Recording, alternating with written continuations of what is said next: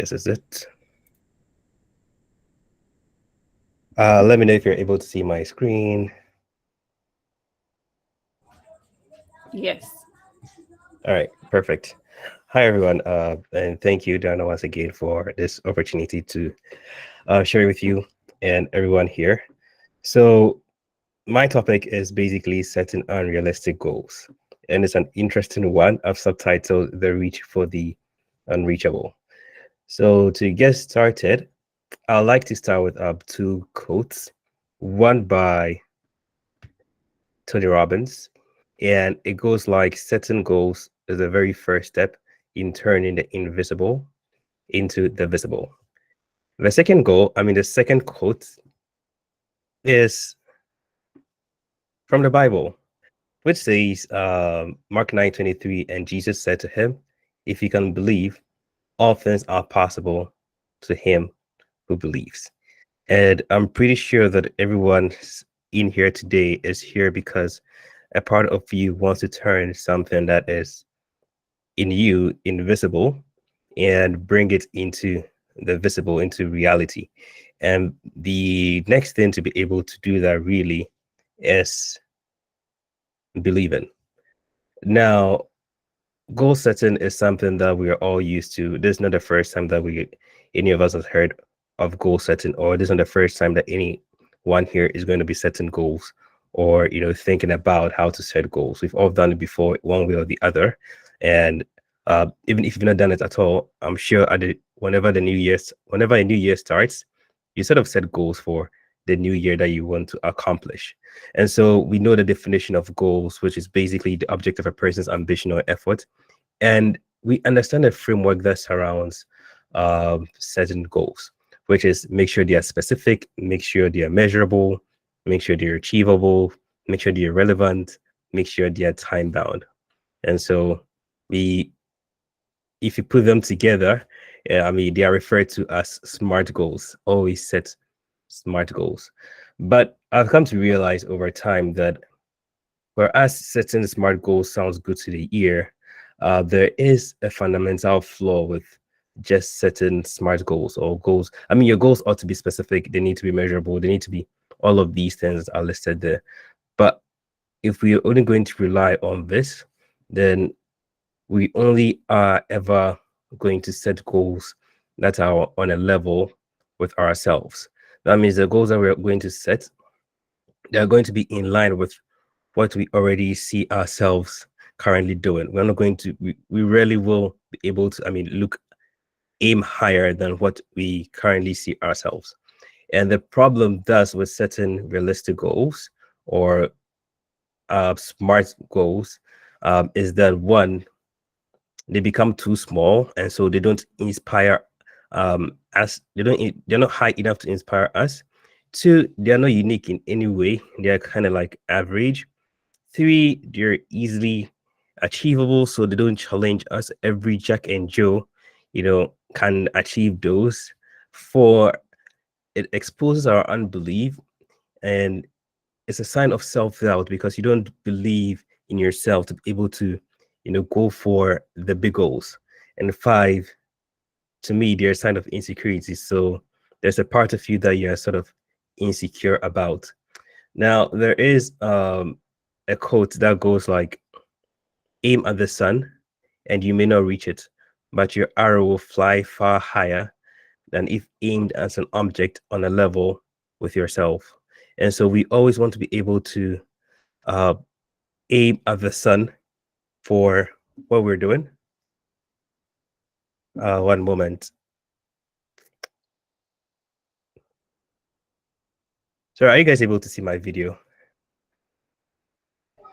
No, we can see your screen, but not your video. Okay, just one moment. Let's see. I'm just going to hide. Uh,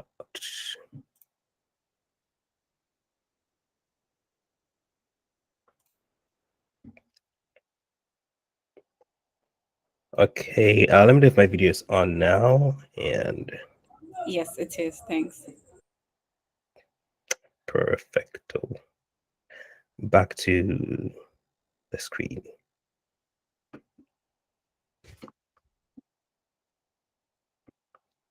Okay, present.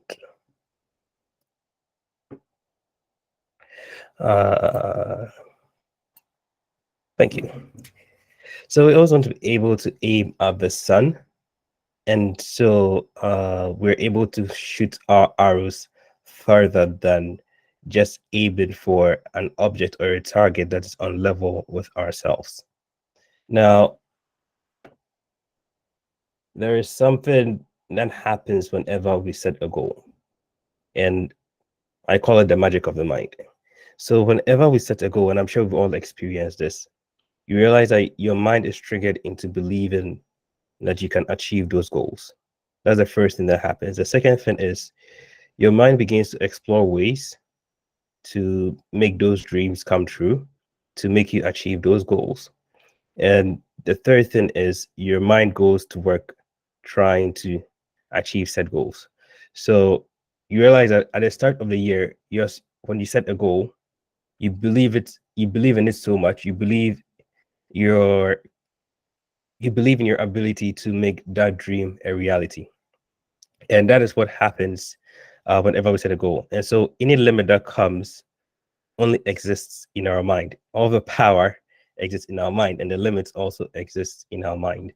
And since we're talking about, since a lot of us here are business people, I want to also, bring up just a quick story about myself when I got started into the digital marketing space. So I wanted to get my first sale online. That was the first thing that came to mind. I was like, okay, I'm going to try advertising products online. And all I want from this is to get a first sale. And I was able to get that within 24 to 48 hours. I got 2 sales. And so I believe that, okay, this actually works. The next thing that I focused on was, okay, I'm able to achieve a sale. I'm able to achieve 2 sales. Now I want to achieve my first $100 online. Guess what? That also happened. And I'm like, okay, let's think bigger. And I chose 1,000. We were able to hit that 1,000 targets. And I'm like, okay, the next thing would be, okay, try 2,000, try 2,500. But I'm like, okay, let's try shooting for something that is, you know, high. And so I opted for 10,000. And within the space of 30 days, we're able to hit that. And if you check my Instagram stories highlight, you actually see this. And from that alone, I realized that this energy that it takes one to attain small goals is the same energy it takes to attain, unrealistic goals, or what anyone will call unrealistic goals. It's the same amount of work it's going to take. It's the same amount of energy it's going to take. And so why waste time on certain small goals when you can actually use that same time to set big goals and actually achieve those big goals? And so whenever we set unrealistic goals, these two things happen to us. One, it builds our confidence. You become more confident as a person. Your belief sort of, goes up. And whenever you achieve those goals, in fact, you become a different person altogether. You walk differently, and you start trusting yourself even more, and you start believing that you know what, I can achieve even much bigger goals. And number two, it builds your efficiency. So the more efficient you become at using the resources that you have available to you to achieve the desired outcomes. There's a story that we are all familiar with, which is the story. I don't know how many of us are into are religious, but there's a story in Genesis that talks about how God prepared the Garden of Eden before planting man in that garden. And the the philosophy around that is everything that man needed to succeed was prepared for man, and so man only had to use the resources available to achieve whatever that they needed to achieve. And so if it was building tables, if it was constructing chairs, whatever it was, the resources that they needed to do that was already there. And so in in our environment, in our space, whatever, wherever it may be, when you set a bigger goal, unrealistic goals, your mind again will go to work trying to find the most efficient way to use whatever resources available to you to achieve the desired outcomes. Now, the key to achieving unrealistic goals, which I can tell you to set unrealistic goals and all of that, but without doing the work, you wouldn't be able to achieve your goals. And a lot of times, which I have also done this myself, we sort of underestimate the amount of work, the amount of action is going to take to actually change, make turn every goal that we have into a reality. Every invisible idea that we have to the visible. And one thing I've come to realize is that volume negates any form of luck. You can see that a person is lucky, but if you check the amount of volume that they have done in terms of work, you realize that if you do a lot, you would actually make you'd actually be successful. So for example, in my line of business, or even I know there's someone here who's into virtual assistants, offering virtual assistants as a service. Now for something like that, you would need clients, right? You need to serve clients, and one way to get clients is to do outreach. Now you can choose to reach out to 10 people a day, right? But have you can just have a goal of, say, maybe I want to make, let's use 100K a year, right? Or 100K this month. So that is your unrealistic goal. By just reaching out to 10 people a day may actually not, will actually not get you to that 100K target. You want to reach out to anywhere between 50 to 100, and even that you may not even hit that target. So say 100 to 500 people a day, then you're like, okay, I'm getting closer because now I'm reaching more people. More people are I'm drawing the attention of more people. More people are getting to know about my offer, and if usually it takes me to reach to do an outreach to 10 people to get one client, then meaning that if I'm able to do 500 outreach a day, then the my chances of getting more clients, more paying clients, is going to be way higher every single day than just reaching out to 10 people every single day. And so that is the amount of volume that I'm talking. When I talk about volume, that negates luck. That's the kind of volume that I'm talking about, that do so much work that it's impossible to fail, right? And uh just about rounding up, postmortem, lessons from the dead. Now I know this is a bit spooky, but bear with me. So I came across this concept recently, and postmortem usually refers to the process of, sorry, the examination of a dead body, to identify the cause of death, for that person or that dead body. Now, we can apply this concept to business and to certain goals. Usually, when we set goals, we wait to try and achieve them, and if we fail to achieve them, then uh, we look back at, okay, why didn't we achieve them? That's if we ever do that. But with this process of postmortem, and goal setting, what we are actually doing is we're going to assume a goal. So back to the example I gave of 100K per month or 100K per year. Actually, let's use 100K per month. Uh, we're going to assume that instead of achieving this goal, we actually failed to achieve 100K. Now, after setting this up, so we didn't hit 100K, we failed to achieve 100K. Now we're going to look at, why did I fail to hit 100K per month? Why did I fail to hit that target? And reasons could be, I didn't reach out enough. One, two, my offer was terrible. Three, I didn't set up systems for scale. Four, I was doing everything by myself. Five, um, I was losing clients a lot because of service delivery issues. Now, identifying these five reasons, for example, we're going to look at, okay, so how do I eliminate each single one of these items? Because now I know that the reason why I didn't achieve the goal is because of these five things. So if I can eliminate these five things, then my chances of achieving the goal of 100K will be inevitable. So when it comes to my offer, okay, what offer am I using right now? How many offers have I tested based on the same services I'm running? Okay, now let's test more, and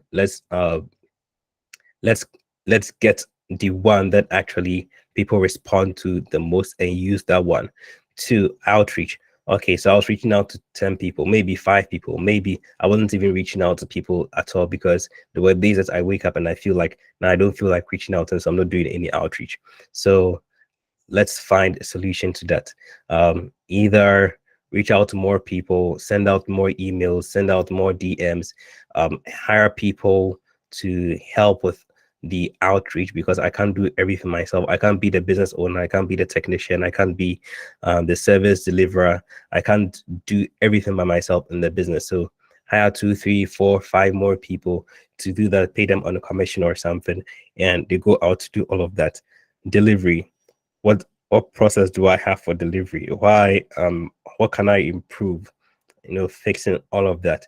And you realize that by eliminating all of these, you would start achieving the goals that you have already set out.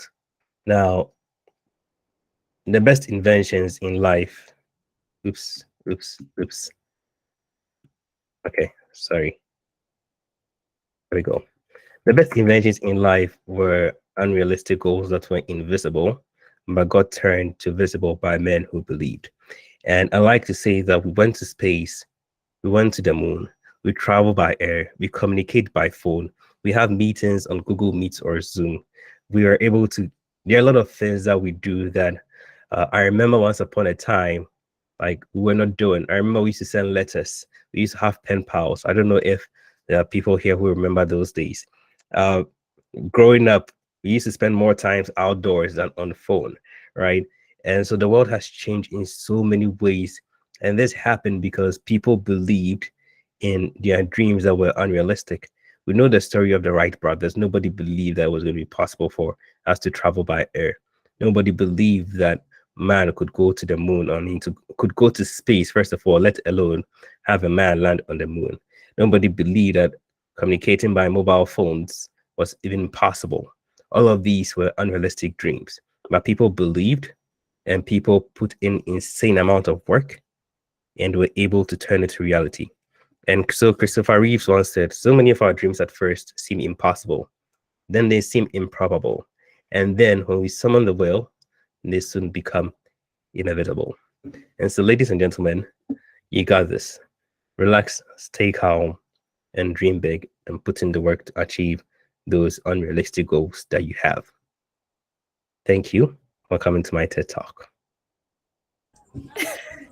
Wow. Wow. Guys, can we clap, shout, I don't know, any reactions, any fire emojis in the comment section would be appreciated because Yes, a moment.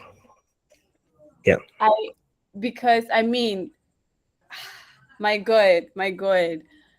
Setting unrealistic goals. You know, when the first time I heard you speak about setting unrealistic goals, I think it was it was either a YouTube short or an Instagram reel. Instagram Reel. Yes. And then I felt, okay, I fought with it in my mind, like, okay, unrealistic goals. It just didn't make sense. I had to really come to terms with it in my mind. And then as I listened on, I was like, okay, makes good sense. Because what I have realized is usually we would have our smart goals, quote unquote Mhm. smart goals, and Yeah, then we would have our wish list goals. So our wish list goals would be, oh, wouldn't it be nice if I could do exactly. $10,000 a month? Wouldn't it be nice? So we know that within our heart of hearts, this is something that is our childlike dreams of having, but we have already discredited its possibility of being realized, and so we set our smart goals because calling them smart makes us feel a bit more smart. So when you put up that video, I felt, okay, you know what, we really need a lot of people to hear about this, and I really want to hear from everyone. I don't know if you get the input of what we are having now, but we are trying to demystify smart goals. It's going to be a tough one, but it is an unrealistic goal we are willing to attempt. So we're going to demystify realistic goals and smart goals because, like Leslie said, it is a waste of time. Now, I want to hear from you. Do you have any questions? Well, I'm not going to ask if you have. Give us questions. Throw questions at us. Let's try and critique this theory of setting unrealistic goals tonight. So that as you're moving into 2023, you are reshaping your goals. You're re-looking at all the goals you have or all the strategies you have to succeed this year. And then you're asking, is this unrealistic enough? That is essentially saying your goals for this year is not even crazy enough. Whatever goals you might have, it's not crazy enough. It's not unrealistic enough. It's not exciting, the universe, God, whatever, whoever you believe. It's not a challenge. It's not a challenging goal enough. It's not a challenging goal enough. Am I the only one who is getting that vibe tonight? Guys, let me hear from you in the comment section. Send in your emojis, send in your questions, give us questions. Let's critique this particular theory because I find it very, very interesting. It is very, very interesting. Thank you so much, Lester. Um, Thank you. Thank you. would want to go straight into the next. Okay, my lights are back on. Yay! We'd like to go into the next session or the next presentation, and we'll be hearing from Emalyn. She's going to talk to. She's really. I mean, we've already been challenged to rethink how we are setting our goals for 2023. This is something you'd find nowhere else than at a workshop like this. And so we are going into the next presentation, trying to understand. Now we understand how we can stretch our goals. Now let's backtrack into building systems or strategies to help us achieve these goals through the realization of dreams. As Lester mentioned, we are not necessarily supposed to do all of the realization of dreams by ourselves. Imelin, are you ready for us? Yes, I am. Okay. Are you able to turn on Am your I? video? Yes, we are No, not no, able. no. Today I'm videoless. No, my picture is all you see today. Forgive me. I'm not in the video. I've not been well today, so Oh, I have not that's prepared fine. myself for a video call. Yeah, thank you. Before you So, begin, so, please, pardon? before you begin, let me just quickly introduce you to my people so they know that you are no mean person in our midst. Oh, okay. Okay. So, Emmeline is and she's an SME consultant, a brand influencer, HR strategist, a Pan African leader, speaker, trainer, career coach, board member, event engineer, youth advocate, and mentor. Wow. This is She's why I the didn't founder, want you to do the introduction. You what? see, Diane. She's the This founder is of why I didn't I want you to do the introduction. She's the founder of ICS Africa, a pan-African company providing end-to-end business solutions. Additionally, she's a certified John Maxwell speaker. If you know what John or who John Maxwell is, you know she's an So let's just put that out there.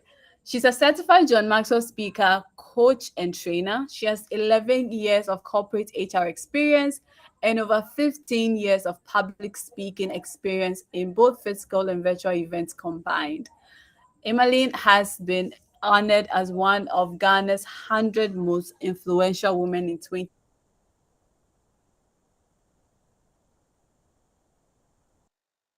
in Ghana, 2018, and one of the 2020 50 most influential young Ghanaians. Please, if you're up for it, unmute yourself. Let's give Emmeline a round of applause. Thank you so much, Lady Diana. I don't know who you just introduced, but I'm very happy for the person. Anyways, first of all, I just want to say a big kudos to Lester for that very succinct and brilliant presentation that he just shared with us. I mean, it was awesome. Thank you so much, Lester. And I'll look for you on Instagram. Let me also watch that IG reel and also be wowed, like Diane has just said. Thank you. Thank you. You're welcome. Right. Up until before I started teaching about goal setting, I didn't really like that word. I detested the word goal setting. Why? Because I thought it was something that was only for very what's the word? My personality is not a type that likes to be structured and organized by default.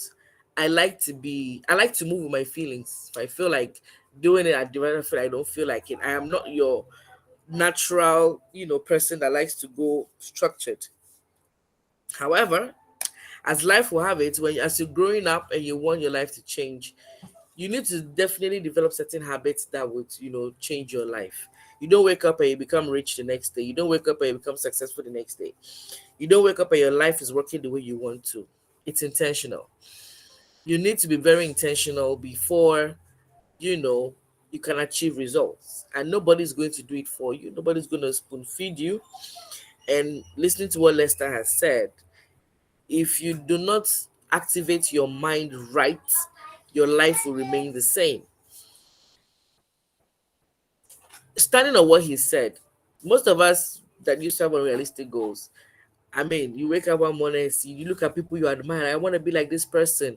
Oh my God, I admire that person. Then you go on social media and your life is a mess because you cannot really anticipate, or should I say, the expectations to become who you really want to be is not so strong because you know you don't have the power to do it, or you believe you don't have the power to do it. And you're like, hey, I cannot be like Lester. Oh, I can't be like Diane. Oh, I cannot, and you just put yourself behind or below who you are supposed to be. The difference between people who succeed and those that don't succeed is not that they have it all going together. It's not that the person's from a rich home, a better background, access to more resource opportunities. No, this is the difference. A successful person has the same ability or potency to be lazy, to be laid back, to just allow life, happen. But he or she decided to be different. He or she decided to be what? Disciplined. And that is the thing when it comes to goal setting. If you cannot be disciplined, you cannot set goals. And it's not just even setting goals, executing those goals is another thing, right? So, what I'm going to do is to help you to get out of that mindset of goal setting. Goal setting sounds like some professional word only professionals can do, only very serious minded people can do. No. Now, as a John Maxwell certified trainer now, most of my sessions, I always refer to John Maxwell's, content because in addition to mine, of course, yes, he's a leader of leaders, and that man is a pool of wisdom. I certify with him because I respect his wisdom, right? There are other people with different schools of thought that I also follow, but I certified when you hear me talk about John Maxwell more. So just bear with me, just in case you hear that all the time, right? Now, I'll say this, and John Maxwell actually stated this: for your goals to be effective, your goals have to be personal, right? I said something about being wanting to be a coach when Barnabas asked this question. If it's not personal to you, it's not going to happen. If it's not something you're passionate about, forget about it. Don't even bother setting a goal about it.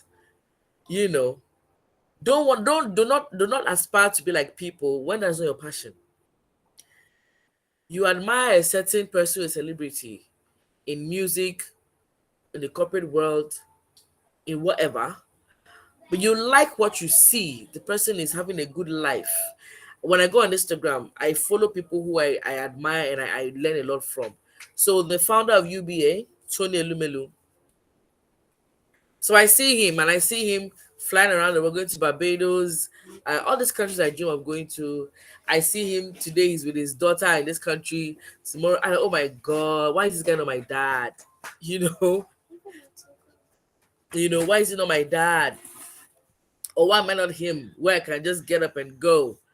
But I don't ask myself, what goals did Tony set to get to where he is? What goals did he have to achieve to get to where he is at this time? I mean, that those are the kind of questions you should be asking. A common mistake that people make is to identify something outside their control as a goal. So, in order for you to gain power over your goals, it must be something personal and something within your control.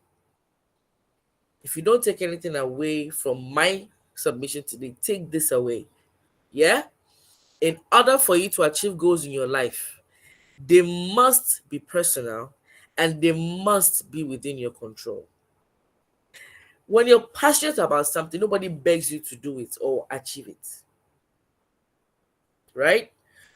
So, when it comes to goal setting, it should be something you are excited to do. Last year, 2022, I mean, everybody had mixed feelings about the year, right? We all wanted to achieve something. COVID hits, personal life hits, economic crisis hits. Okay. For someone like me into business advisory and events engineering, I had my own fair share of, how life hits me personally and business wise. And as I was prepared to step into 2023, I had to sit back and ask myself, what did not work? Now, there's certain things that are out of my control. The dollar and CD, Buhaha, COVID-19, you know, political wahala, all of those things were not within my control. Yeah.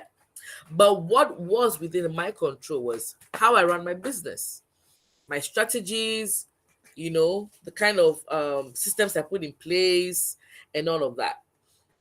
I did not really um, get to achieve financially what I wanted to because of certain decisions I made, which I have told myself and my team we are unlearning and changing in 2023. Okay. Now, that a financial goal is going to be set for my company because I am passionate about financial independence for my company and my team. Personal life, okay, the kind of friends you made, you should have made, the kind of decisions you made when it came to networking associations, partnerships, and all of that. How to realign all of those things. And so I set new goals, more intentional, more assertive, not be emotional or sentimental when it comes to making the right decision.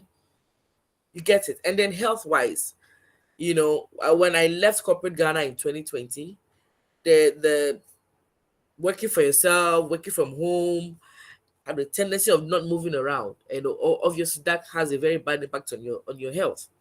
And so I also had to make decisions about being more active, eating properly, and making life decisions or life choices that will help my health, become better. So I have touched on business, personal, relationships, health. Yeah. And obviously spiritual goals. I'm a Christian and I am passionate about my faith. And so also making time for God and making sure that I am well aligned in his word. So I am passionate about these things. Why? When you talk about passion, what is it that eats you up? What is it that, you know, bothers you? You can't sleep without it. You if you decide to let it go, it still bothers you. Do you get it? That burning desire on the inside for you to achieve something. When you know that time is not on your side.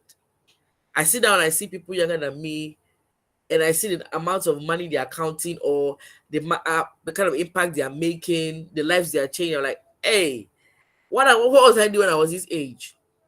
But there's one thing about goal setting. It's not so much about what you achieve, getting the good life, affording what you want, traveling around the world. No, no, no, no, no, no. That is not really what success is all about. And let's not forget that achieving goals is tied to personal success, right? When I say personal success, I'm talking about everything that has to do with your spiritual, physical, everything. That's you, personal. So succeeding is very important to you. But in order to be successful in everything that you are supposed to achieve, you must tie goals to those things that will make you succeed, right? And so I wake up in the morning every day, and I know I need to achieve A, B, C, or D without any stress. Now let's go to, I'm supposed to teach you how to actually set goals. Lester has spoken about, the SMART goals. It's specific, measurable, achievable. Some people say relevant, others say relatable. Um, um, so that's the R, then the T, timely. And then I saw something last 2 years or 3 years ago when I was teaching my mentees on developing smart smart goals. There was something that was smarter goals. I was like, oh my god, these people will not kill us. So when it comes to smarter goals, the E after the T is evaluate and R is readjust. One lovely thing about, and I'm going to speak about it in a few minutes, is when you set a goal, please, you can change it if it's not working. What I mean is this: there's a goal you want to achieve, but in achieving it's becoming very difficult. Okay, fine. I've tried and tried, it's not working. Do I need to readjust it? So the vision is still the same, but how you're getting there can be adjusted. So your goals cannot be rigid. You get it? They can be readjustable. And there are things you can evaluate. So for these smarter goals, it says specific, meaningful, instead of measurable, achievable, relevant, time bound, evaluatable, and readjustable. So when it says meaningful, it says, what is your why? What is your why for that meaningful word? Yeah. And then obviously to evaluate where you are with achieving your goals daily. Obviously, to be achievable means to be realistic. Set your goals so you can set goals that you can achieve. I think let's touch on that. Specific, obviously, identify something meaningful or something intentional. You understand? Not generic, specific to you. So that is smarter goals for you. So let's talk about, John Maxwell actually has put down the process for succeeding when it comes to goal setting. So John Maxwell says your dream determines your goals. Your goals map out your actions create results, and the results bring you success. I say it again. Your dream determines your goals. Your goals maps out your actions. Your actions create results, and results bring you success. So you can see how people succeed. Put in the chat box the people you admire people who have succeeded in life that you admire. Put in the chat box. Let me see the names of people who you are passionate about wanting to live your lifestyle after, or these people are role models to your mentors to you. I love Steve Harvey. I mean, after John Maxwell, Steve Harvey. I follow him a lot. Simon Sinek, Tony Lumelu. Yeah, they're all guys, yes, but I mean, if I mention the women, you may not know them so much. But yeah, these are a few people who I look at their lives, maybe because of what they do and what I do when it comes to business. Put in the chat box, let me see who you admire and why. Okay, somebody said, Diane says Oprah Winfrey. Yes, obviously Oprah Winfrey. Emanuela says Bozoma St. John's. Passion says Sarah Jakes Roberts. Yes, Sarah Jakes Roberts. Awesome. Sarah is a very interesting, Sarah and Oprah. Yeah, Elon Musk, of course, Michelle Obama. Sarah and Oprah have very similar backgrounds of abuse and having some relational issues. However, they've achieved beyond what a lady who has not even been through half for what they've been through. So ask yourself, what is the role of pain in achieving your goal? What is the role of personal pain in achieving goals? You cannot not know how to manage pain, right? If you want to learn how to set and achieve your goals. Because when I'm talking about passion, life will always bring things your way to test your passion. And pain is a very common thing. Everyone has a pain point. So it's going to definitely test you and then lead you to your passion. The more you grow, the more you're able to manage the issues in your life, the more mature you become, the more you're able to set and achieve goals. Because without maturity, goal setting is impossible. Very impossible. I see Kim Kardashian, I see Pete Souza. Awesome, awesome. For these people who you admire so much, please identify what kind of habits they have developed to succeed in life.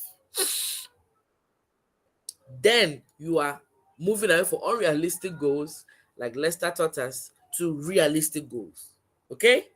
So one of my pastors says that you can always build a sky in castles in the air. Just make sure you put foundations under it. Right? Yeah, Florence Lakija, absolutely. Listen, when you look at the Chinese, from where they started to where they are now, everything is possible. They sat down and said, in a few decades from now, we'll be world power and they're world power today. Dubai, the same thing. There was intentionality in goal setting because it was something they were passionate about. Right. Let's move on.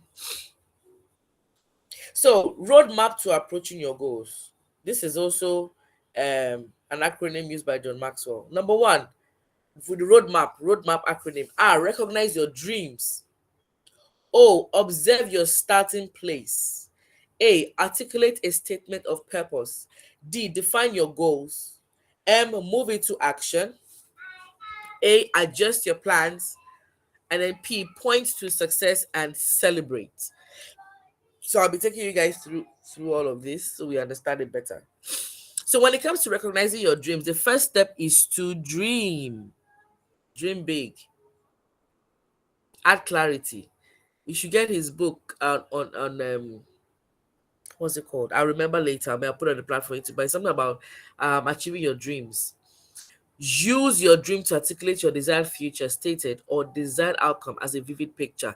If you cannot see it, you can't achieve it. It's as simple as that. Everything starts with your dream. Yeah. So, and the expression of your life purpose, your dream is an expression of your life's purpose and it determines what it means for you to reach your potential. If you can clearly articulate your dream, then you can create a map for your journey. If you can't, the trip will be nearly impossible. Observing your starting place, know where you start from. Self-awareness is key when it comes to achieving your goals. If you don't know where you are, you can't evaluate where you are and where you came from and where you are right now. It means that you're not being intentional about your life. You're just living your life without, thinking about it. So it's not just you having a dream. You must understand where you're coming from, where you are, and where obviously you're going to. It helps you make decisions to know where you're doing. You're doing things right, the right mentors, the right coaches, the right associations. Are you getting there and all of that? Okay.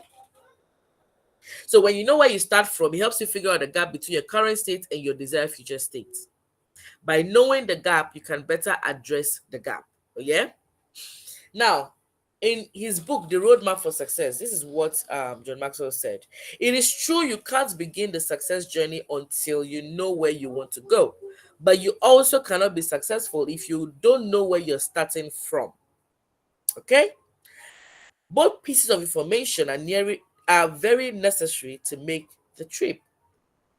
Now, a known philosopher said, to become different from what we are, we must have some awareness of what we are. I mentioned awareness earlier.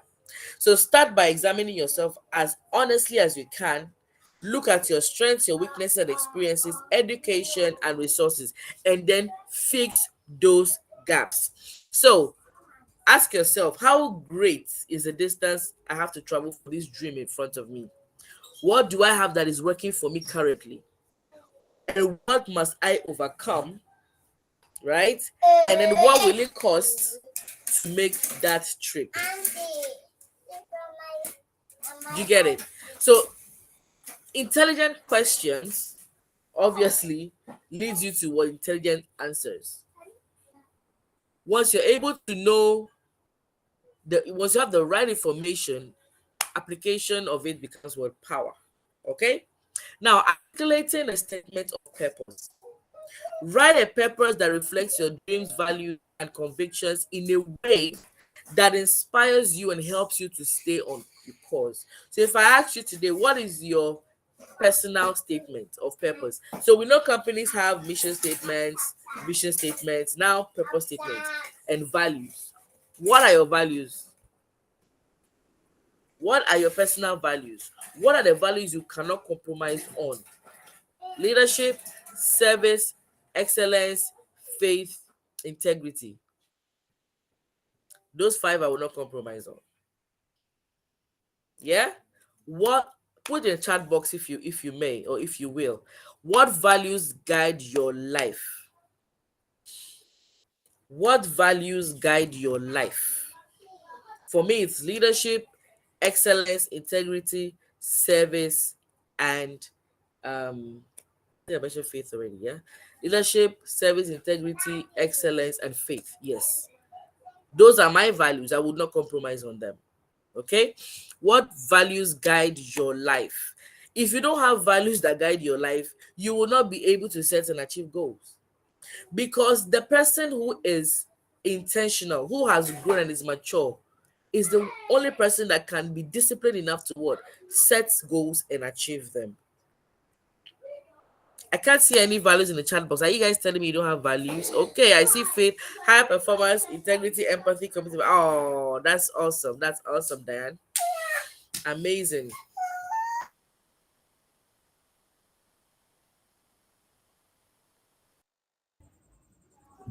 I would really want to see your values, guys. Please put it in the chat box. Share your values. I'm waiting. Yes. Share your values. Somebody says it's struggling Ooh. to. You can actually develop them now. Today is the day. Dan told you Mm, guys this is a very, very private session. It's your day. mm. You're getting free counseling or free coaching from myself and Lester. So take Leadership, opportunity excellence, for it. purity. Yeah, Ooh, I love purity. George says leadership, excellence, purity. amazing. Um, Maima says seriously struggling with them. How to pause to think. Ooh, Manuela, creativity, respect, empathy, resilience, honesty. Faith, honor, integrity, excellence. Hey, it's like I should review my name. I think so too. Some people are sounding like national. You I know how we tell have you, freedom I protesters tell for you, and I'm Ghana. so proud of all of you. Well done, well done. Service, A person honesty, of values, a fidelity. person who has Mm, values will yeah. go so far. Trust me. You don't need to come from a rich home, a wealthy home. Once you live with values, you are getting there. You are getting there. You're on your way. You're on your way to the top. You're your way to the top. Just make sure you don't compromise on them. Make sure you don't compromise on your values. You will go as far as your heart wants you to go. Right, let's continue. So, I was saying personal statements. My mission in life is to create leaders in Africa. Okay? So, whatever I do, I develop people. So through coaching, mentorship, my human resource practice, all of that, I develop leaders of business, leaders of whatever. Once you want to lead in Africa, want to make a statement in Africa, I'm here for you. So my company's acronym is In Africa for Africans. Okay. So whatever I do, you're leading. What is your personal statement in life? What are you here for? Why do you wake up every morning? Why do you not give up? Put in the comment section. If you've not created one before, create it today. And remember, your personal statement comes from your passion. It comes from your passion. What is your personal statement? What is your personal statement? We've done values. Let's move to personal statement. What is your personal statement? Somebody get you, maybe your passion is just to make sure you give every child deserves a future. So you're passionate about child education. My mission in life is to believe that greatness is possible, believing that for myself and on behalf of all. Awesome. So that whatever you do, you would see that you're inspiring greatness in yourself, you're inspiring greatness in others. What is your personal mission in life? Your personal purpose. Then they say you should relax. So George said you need to relax. Please calm down.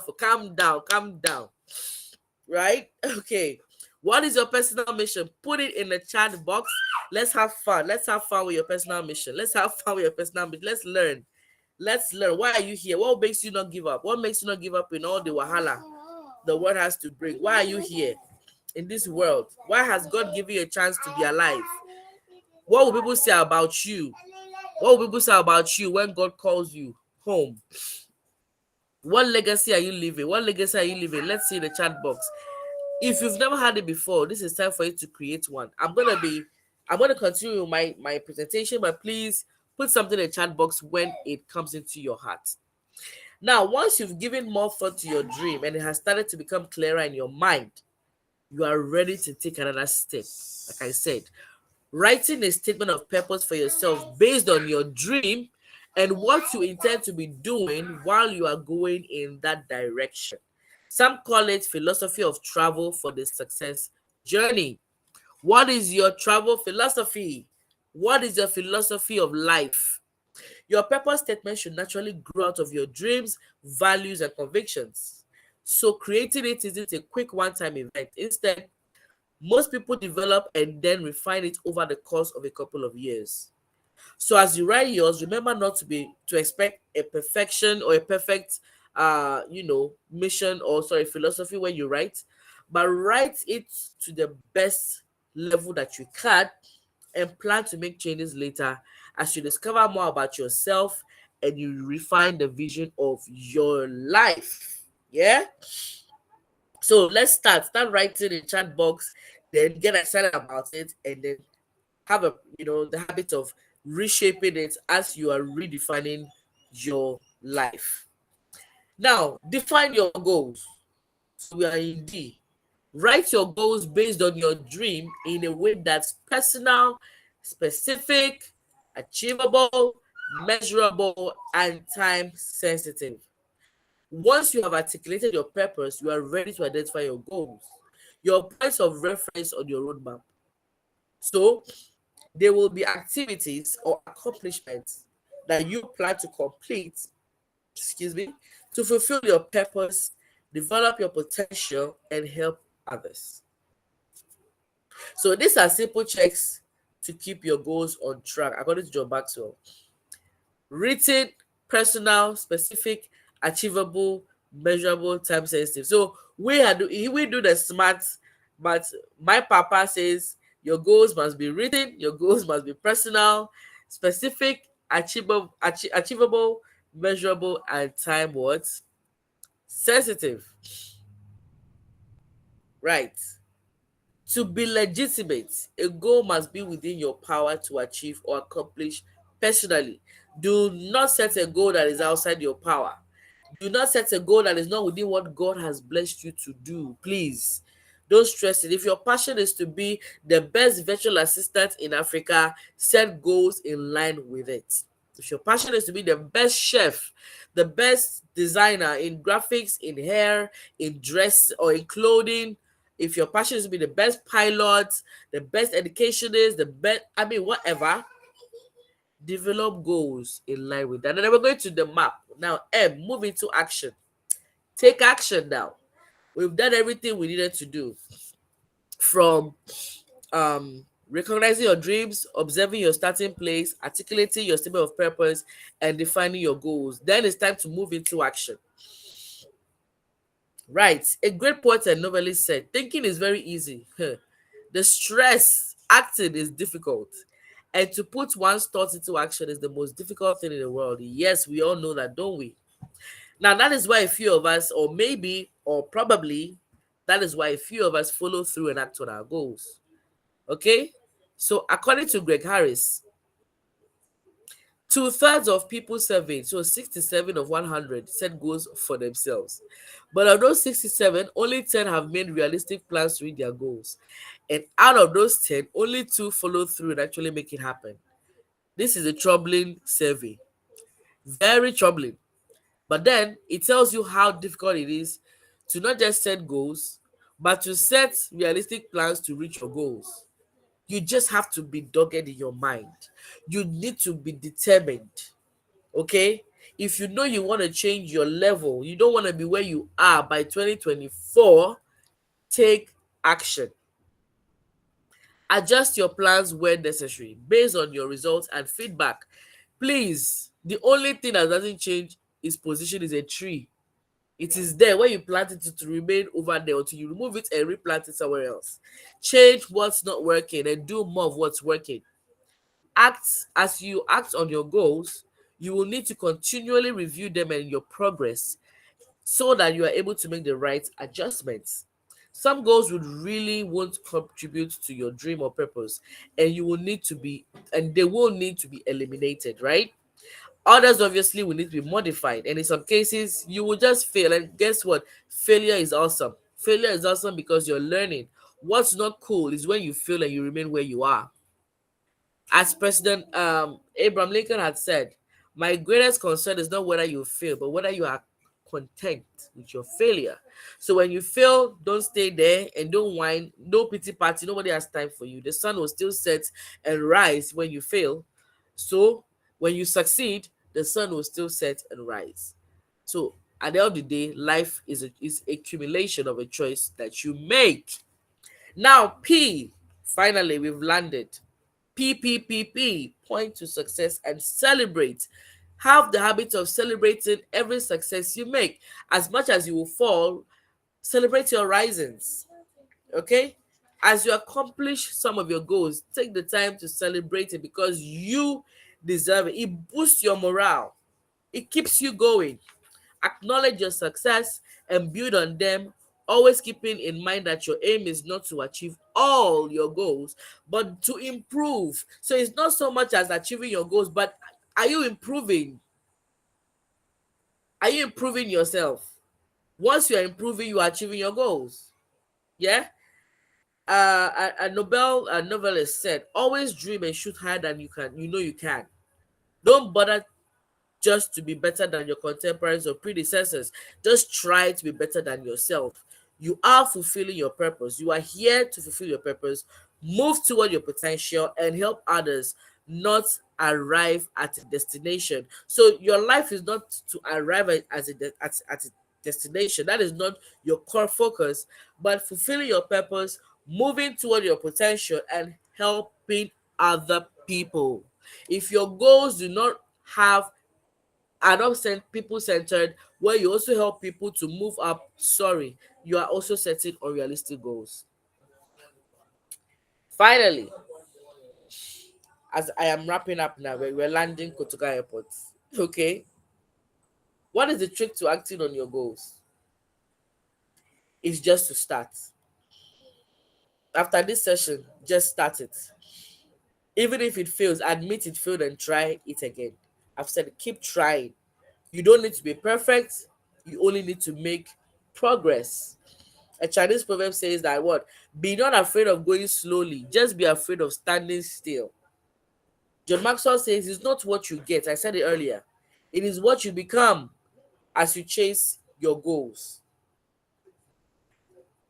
A very popular store in the US said something. He said, "Give me a stock clerk with a goal, and I will give you a man who will make history.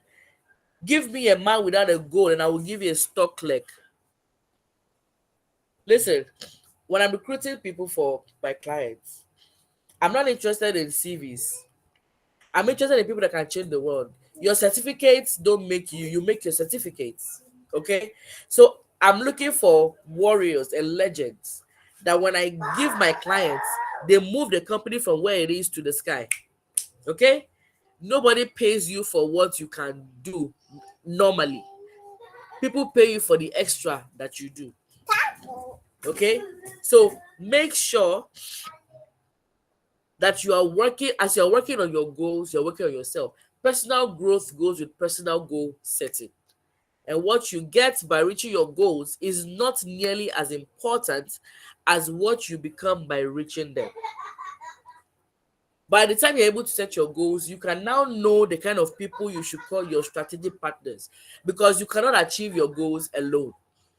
Your goals determine the people that become your what strategic partners. And the way life is going, we started talking about strategic partners before COVID hit. It is more needed at this point. Okay? So make sure that you do not work alone, even though you are a Liverpool fan.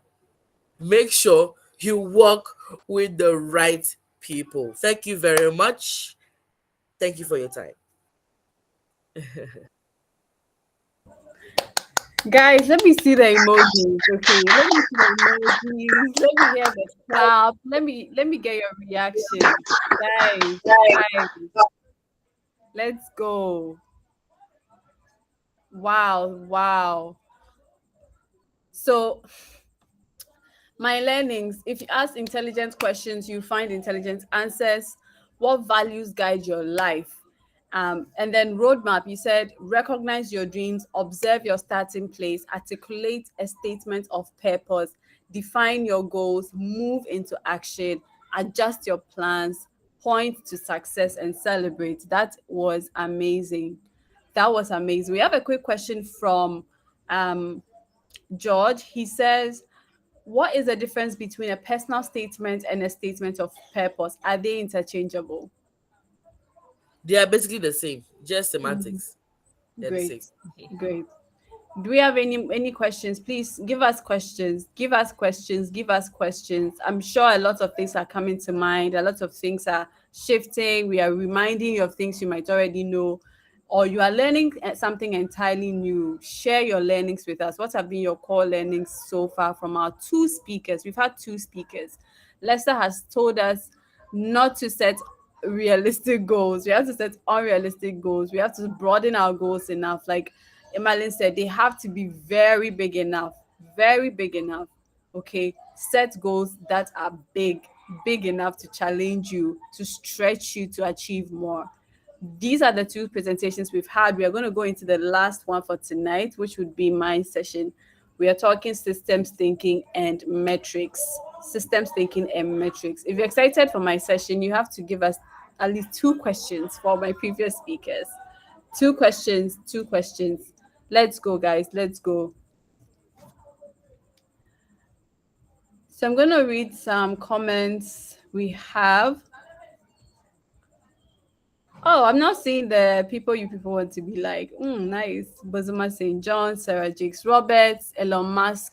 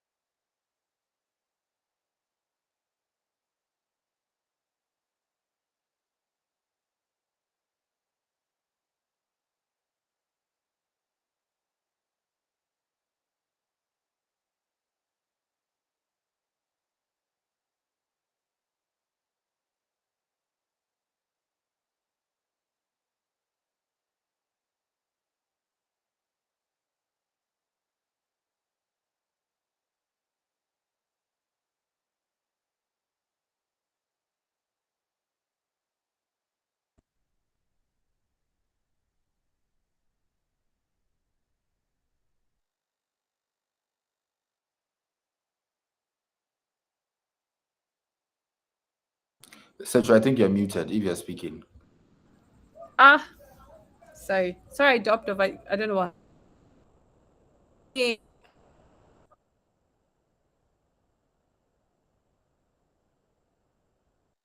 I was asking us to give us you learned so far.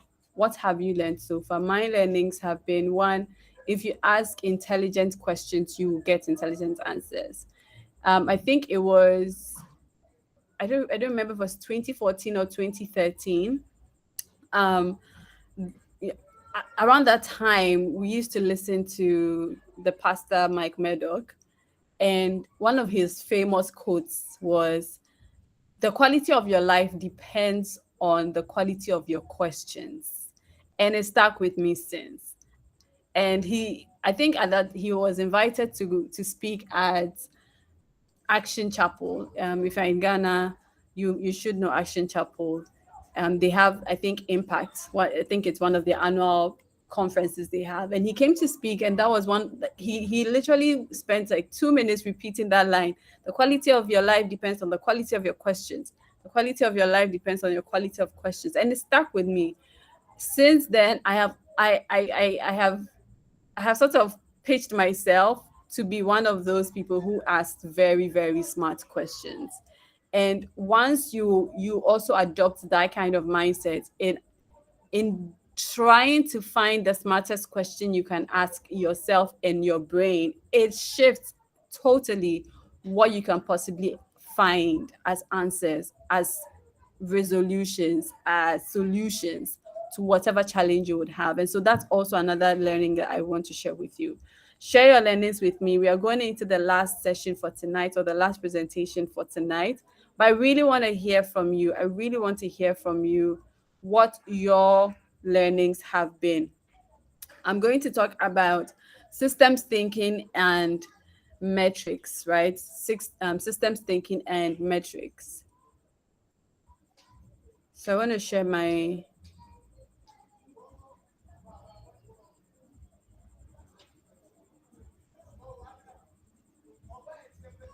yeah, this is, it's okay. Please confirm if you can see my screen. Let me know if you can see my screen. Oh, yes, yes, I Yes, can we see you. can. Thank you. Okay, great. So a bit about me, I'm sure everybody here knows my name. I work as a strategist, a business and branding strategist. I wasn't always a business and branding strategist. I used to work in the development sector. So I used to work at an international nonprofit that literally trained young entrepreneurs or young students how to start businesses and own their financial life or their financial freedom. I did that for a couple of years and then went on to work in the marketing space where I have been ever since. So, in my work as a strategist, as a business and branding strategist, my work, I mean, I would say I am my 95 is a business and branding strategist. My other things I do are also business and branding strategy. So I think I it's safe to say I live and eat business and branding strategy for 24 hours of my day. But my work essentially is in two folds. That one, whatever you consider branding or whatever you consider marketing, it has to make sense for your business or your personal brand or whatever goal you wanted to have or to achieve. And what is branding really? Branding is just saying that, you know what, this is me. These are the things that make me unique than any other person who could be next to me. And I want you to focus on that. I want you to value that. I want you to take an action based on that. That is basically branding. And so I try in my work I try to combine that and how it makes sense at the end of the day on your books, either in terms of revenue or any other goal you might have, right? So I work as a business and branding strategist. I'm currently the content strategy lead for Boardroom Africa. Also the business and branding strategist, the business strategy manager at BTL Africa. And then, like I said, I used to work at J Ghana as a programs lead. When I'm not doing strategy work, I'm an entrepreneur. I think I would say that I'm an entrepreneur first before my strategy side. The strategy side of my career began. I started two businesses in school before I left. Started a podcast in 2020, and then a subsidiary under one of my businesses, which is Tony Fashion Skills. So Tony Fashion Skills agency has two subsidiaries under it. One part of it connects fashion businesses to apprentices, extra hands or labor. We just connect them to support. And then also I ran fashion skills training with another subsidiary of the business. Again, I also have like a social enterprise, which was actually my first ever introduction to entrepreneurship. It's called Consulting Ghana, and we basically empower low income youth with exposure and educational opportunities. But then if I would put the two together, essentially I would like to call myself an enabler. What does enabler mean? An enabler means you can tell me literally one idea and I can give you 10 steps we can make it happen. I'm that kind of person. And so you can imagine my frustration where I work with people who want to achieve certain goals and yet cannot realize it because it excites me to see goals come alive, which is why I felt we should have this particular session because seeing goals come alive is one of the things I really love. I don't like talking ideas. I love actioning ideas. So that is what essentially I would call myself as an enabler. I have three particular, well, two main ways people can work with me. One is with my build your biz program. So the build your biz program is um, opportunity to hire me as your strategist for either your startup, your business, or any business you have, right? And then I can help you get it off the ground, get it running, and then of course monetizing it. And then I do something similar for personal brands. So personal brands would be a bit different. So if you're here and you say, okay, I have these expertise, I'm able to do X, Y, Z, right?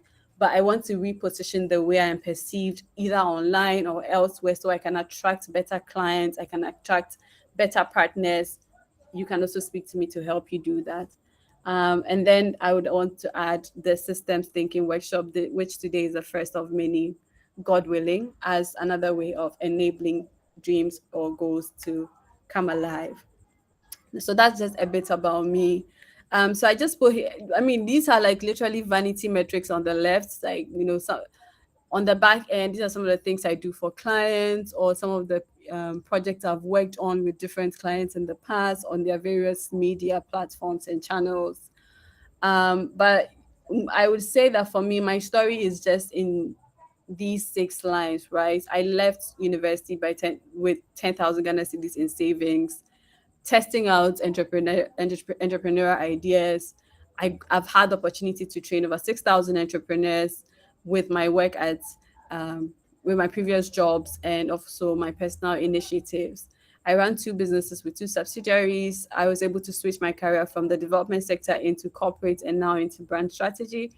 I've been able in the past year or two, I've been able to reposition my personal brand. I've been able to also, as a result of the above, been able to 10x my personal income in 2 years and 10x revenue for the businesses I ran. So I'm pretty excited about that. I felt I had to share it. Yeah. So let's go into today's conversation. I really want to make do on time, but still not sort of make you feel rushed. And so that is going to be the balance I'm trying to strike here, right?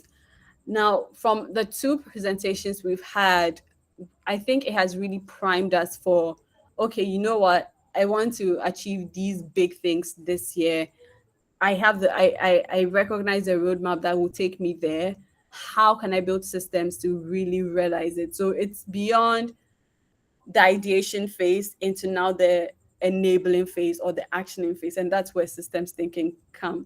And I also feel that perhaps with all the things that you have heard, you feel like you have to stack up a lot of things. Oh, I need to get my personal statements in check. I need to have my roadmap done. I feel like you would have a lot of frameworks and tools and different things we've mentioned in your head, feeling that you have to get all these things sorted out before you even attempt achieving your goals. I would like to say that would be a great idea, but it isn't really necessary, right? You want to take it one step at a time, and hopefully systems thinking should help you figure that out. Now, what is systems thinking? Now, systems thinking wasn't really something that you'd find in a conversation like this. um, it was sort of invented in the science discipline around the 18th or the early 19th century, where a lot of scientists, engineers, and technocrats felt, okay, you know what? If we are designing a machine, or if we are designing a particular gadget, or we are designing a particular way things should work in the lab or on the field, this is the way they have to speak to each other. So in that time when scientific knowledge was literally being revolutionized, there were, and I would like to give an example of what we now call AI, right? What we now call artificial intelligence. Now, the history of artificial intelligence that didn't begin today. If you think about what we now call as artificial intelligence, it didn't begin today. It began around the 1920s or 30s, where people started thinking through what algorithms would be, or what coding would look like, right? And so, in thinking binary terms, if you put, if you got a computer to work in a certain way, you would get a particular output. But that was just one idea. Different research would come on to say, okay, you know what, perhaps and another, well, maybe let me give the example of how the internet of today, the internet we're using today came about, right? Now we had all the different stages of the web. We have web 1, web 2, and now we're in the era of web 3. In web 1, you would have like you'd go to an internet cafe and you'd interact with this particular computer or operation. I'm really trying to avoid using the word system, but you'd have this operating system that would literally give you just give you information. So you could literally just search for things in the web 1 phase of the internet, right? It wasn't something you could interact with people with. It wasn't something that you could engage. You could literally just do one thing around the time, which is around the late 1990s. So if you were born between late 80s, 1990, you would understand what I'm talking about.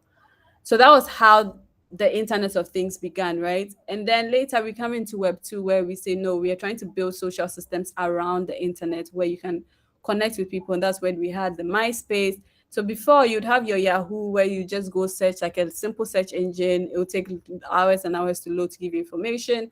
But now we are taking into Web 2, where now we are building your MySpace, your Viber, your different social media platforms that was supposed to help you connect with people. And then now we are in Web 3, where people are thinking different things, that we can have experiences in a different planet in this metaverse of a concept, right? Now, what does system thinking relate to this example I have given? It relates to it in the sense that there has been a build up on different parts of the one experience we are going to have in Web 3. Whatever we're going to experience in Web 3 is accumulation of what has happened in Web 1 all through 2 and now into 3. That's just to say that the idea of the whole being greater than the sum of its parts is basically what systems thinking is about. Systems thinking is saying that, okay, you know what, at the end of the day, yes, being able to achieve one thing in my life is good, but how does it connect to something else broader than me futuristically, right? A system is an entity that's made up of interdependent parts. And so today, if I look at the concept of Web3, or let's say your own personal brand or your business, I would look at it as a system and say, okay, you already operate in a particular way. You already operate your life in a particular way. How does this operate, and how can we optimize it with efficiency in mind, right? And so that is basically what systems thinking is. If I've confused you with a lot of tech talk right now, let me just simplify it and say that what we call systems thinking was a borrowed term from the science and engineering um, discipline that has now that has now seeped into management and business. But the whole idea is, as you view your life, as you go through your day-to-day um, operations or your day-to-day activities, you want to think about it at a top level and ask yourself, how do the simple different things I am doing in my life or in my business come together to become one big efficient machine, basically? If you understand or get what I'm saying, say yes, I understand. Yes, Secho, I get it, I get it. Fire emoji, anything, let me know. Tell me.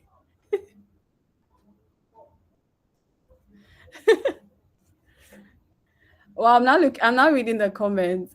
You get it? Yes. Do you get it? Do you get it? You get it? You get it? I only have two responses. I need like three or four more. Let's go. Let's go. Let's go. Okay. Okay. So I really wanted to spend time here so that we can literally just speed through the next. Now, before you understand systems thinking, I want you to have these particular principles in mind. That one, you have to be someone who loves to look at a whole picture.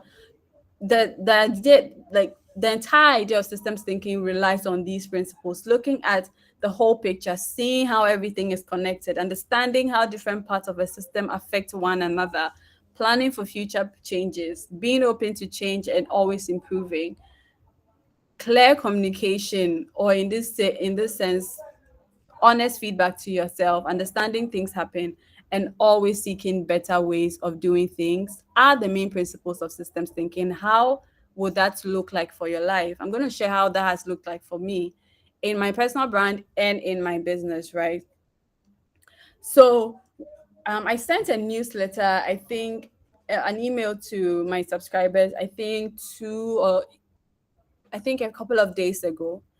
And I was talking about how I almost failed my university exams or my entire university phase because I had a lot of things going on in my life. So you see all these things that I've mentioned to you in my introduction, you can see that wow, your girl is always, always, always overwhelmed and stressed out.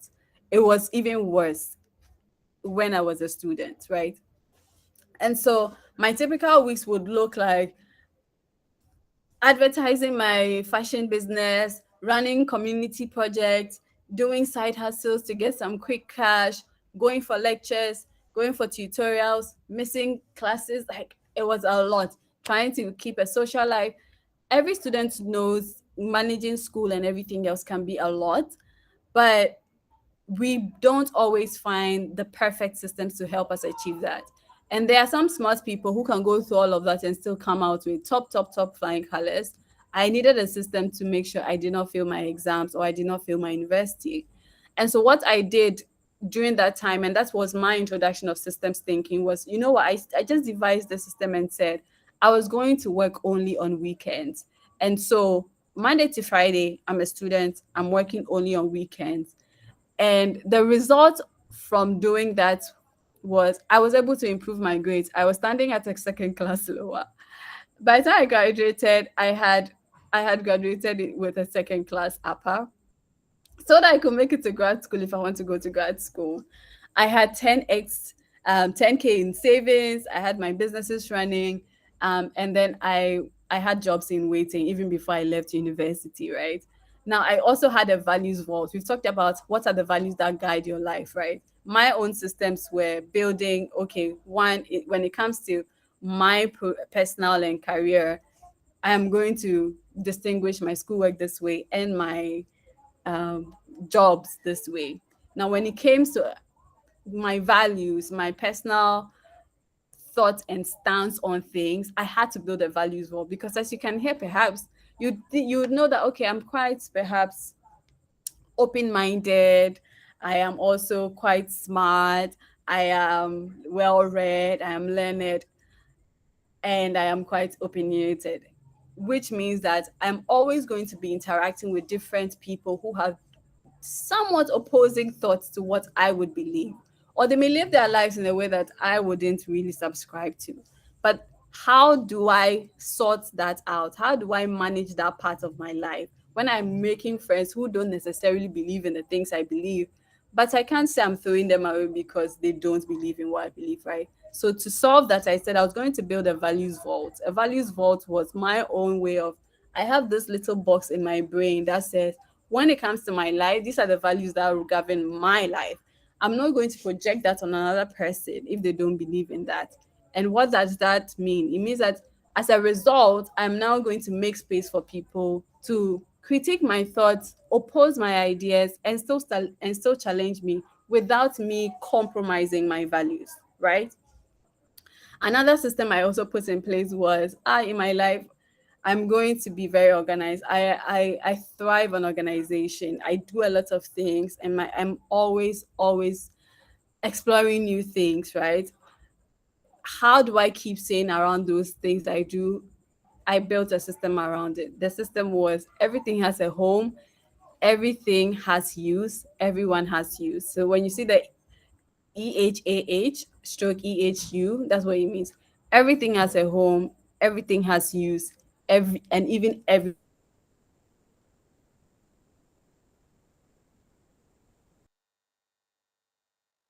use. Everyone has use. Everyone has use.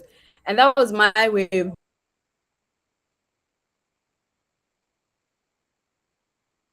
being organized. That was my way of being everything has use. If this thing is not being useful, let it go. That also pertains to how I organize my space, how I organize my wardrobe, how I organize my, even my tasks, my tabs on my laptop.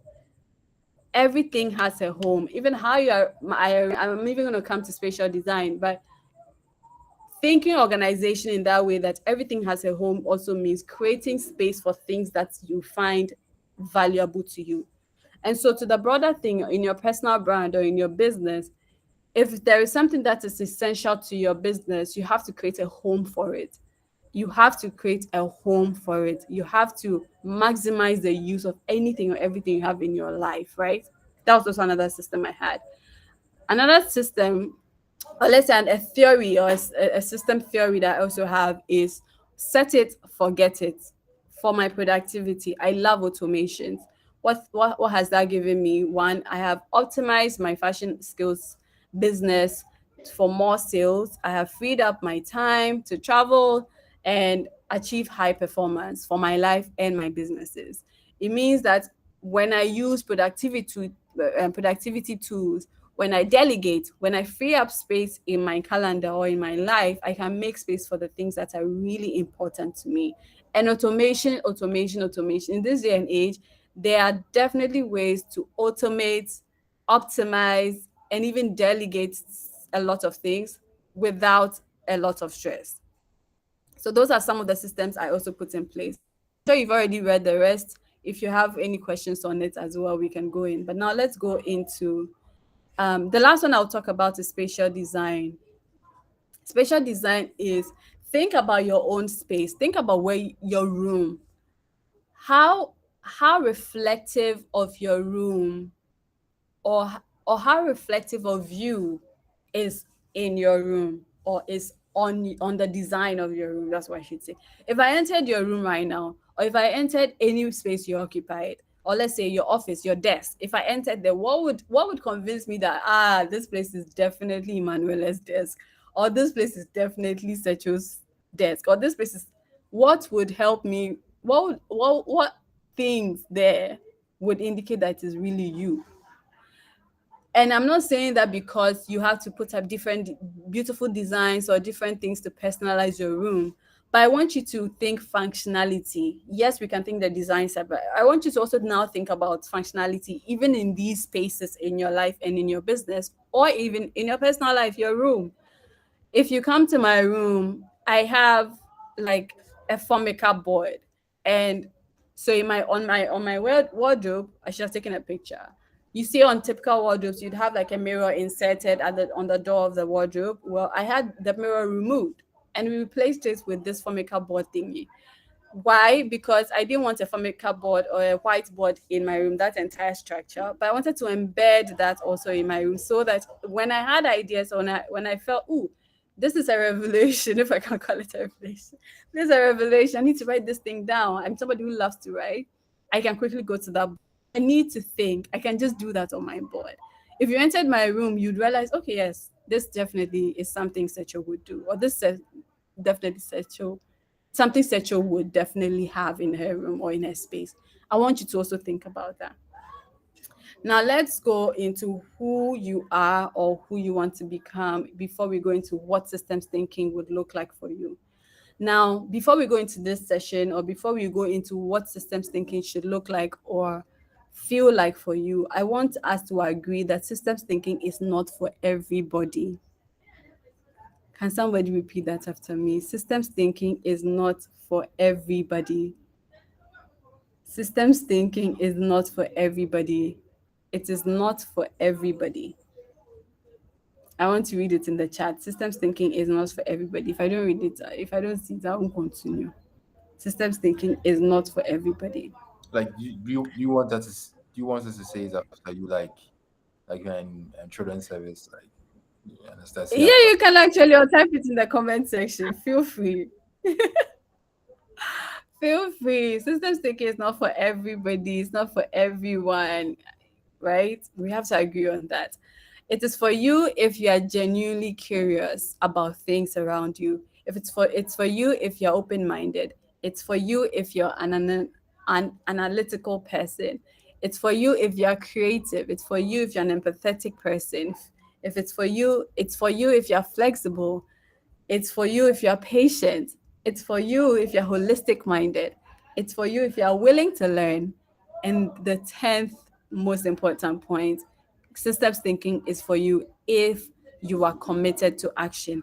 If you are not any of these things, or you do not want to become any of these things, then you could explore other ways to achieve your goals or optimize your goals. But if you are these, or you are endeavoring, or yeah, or you're aspiring to be these, then this particular session is for you. And I'll tell you why in a minute.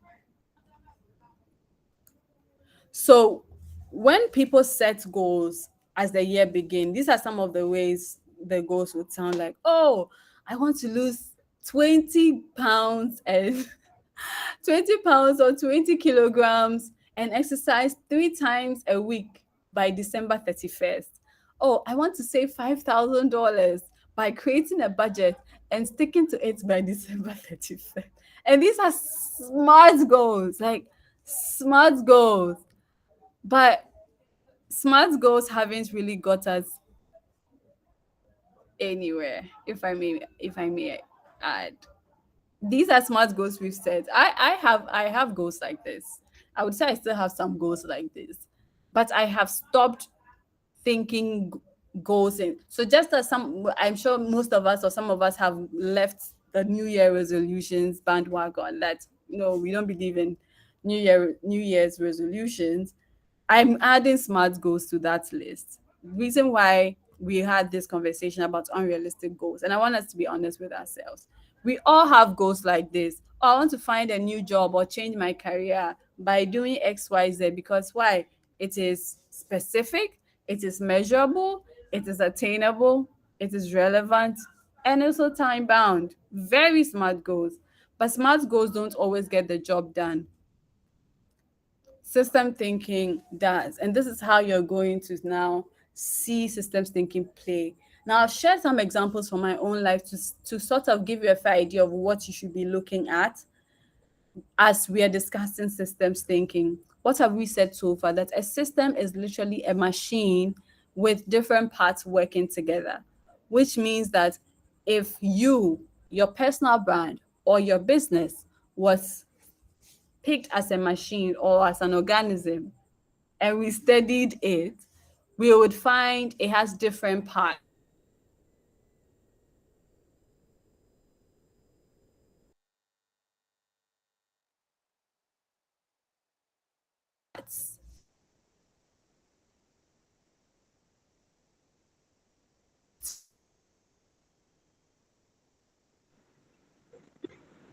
Hello. So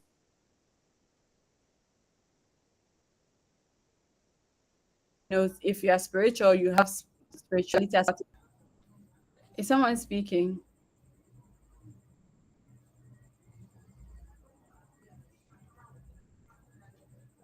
Okay. So you have all these as parts of your life, right? Now, if you are thinking systems thinking, or if you are systems thinking, you need to start making goals with these parts in mind, coming together to achieve that goal, right? And so for a system to work, you need two particular things, right? You need the actual machine, right? And then you need specific items to help this machine work. So in your own life, there the different parts that I have mentioned, you would need certain things to help you navigate your life. In fact, currently, you have different things that help you navigate your life. When it comes to your health and your wellness, there are different inputs you have to help you manage your health. Let's say you have a fit watch, you have a tracker on your phone to check your heart rate, you have you eat fruits once a day, or you do certain things just so you can feel healthy, right? You also have processes, and I'm just speaking that particular part of your life. You have processes to navigate your health and wellness. You would say, okay, perhaps, oh, I eat junk once a day, or I told myself I'll just eat junk once a week, or when I wake up, I drink water, or when I'm eating, I even eat this particular way. You have different processes. So when you pick every aspect of your life, you have these seven particular things that influence the outcome of that part of your life: your input, your processes, your output, feedback you're getting, control, interconnections, and the environment. Now let me now explain what these particular items mean for you, right? Inputs are definitely materials that help you achieve certain things in a particular aspect of your life, or just in your life or in your personal brand.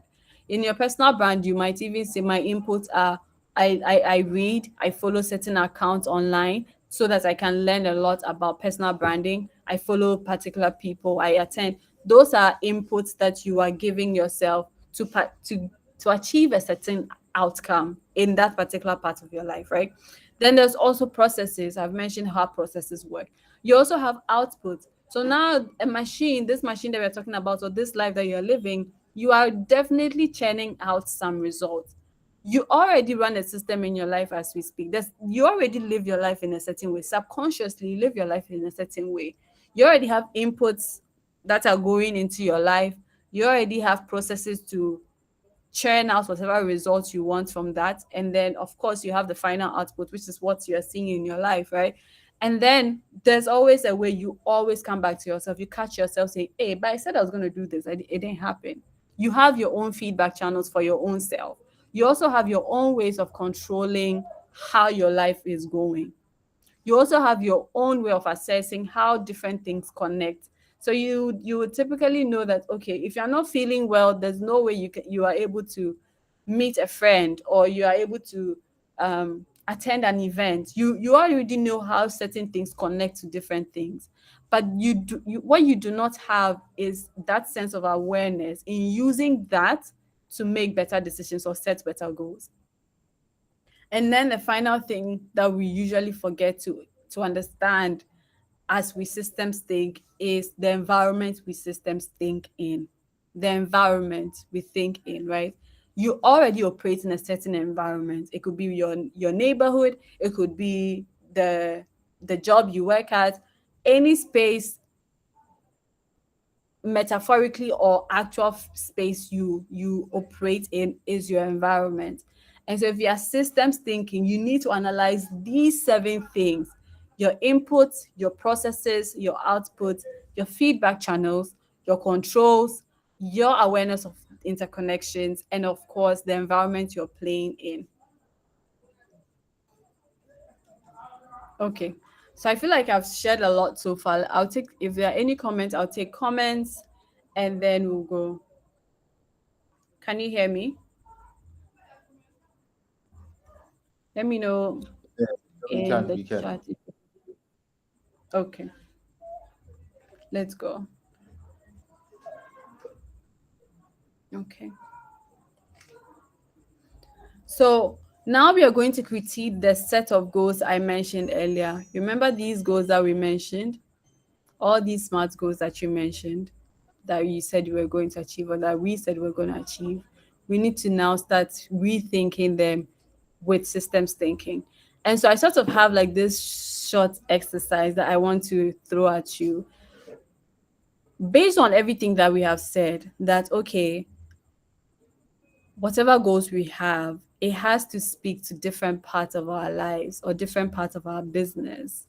If we want to try our hands or redrafting how our goals should sound like based on this knowledge that we've learned, what should it sound like? So, how can we transform this goal? I want to lose 20 pounds and exercise 3 times a week by December 1st.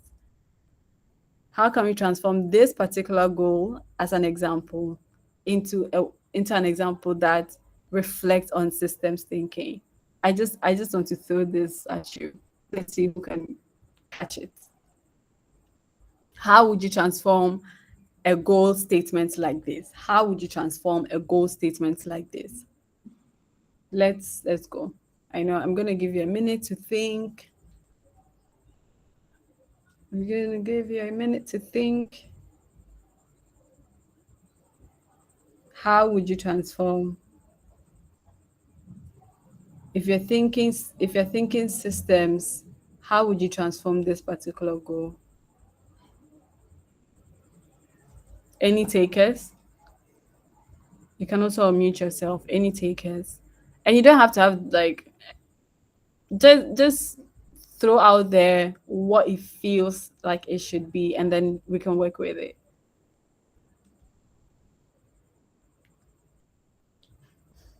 George, I like your mindset. You've never mentioned CDs in this evening.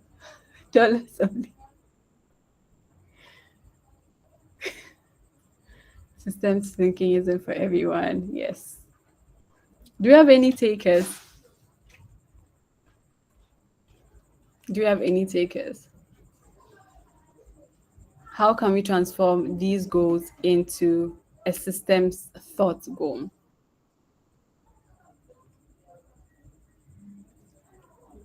If you want to give a shot at it, the thing is not thinking. Okay, so let's go. So now we've talked about you have a okay. Anyone? Any takers? Someone unmuted.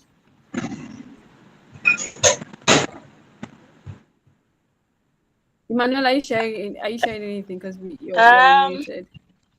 so I'm thinking that um you'd you'd consider your meals. I think it's not just saying that I want to lose 20 pounds.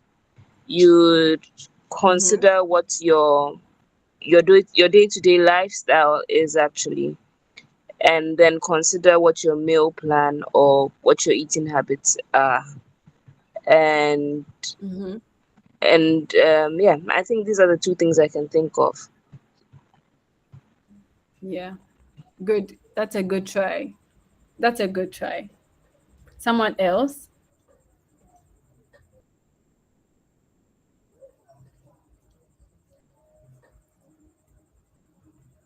So if you could pick any one goal in any area of your life, right? So let me pick one. Let's say finances.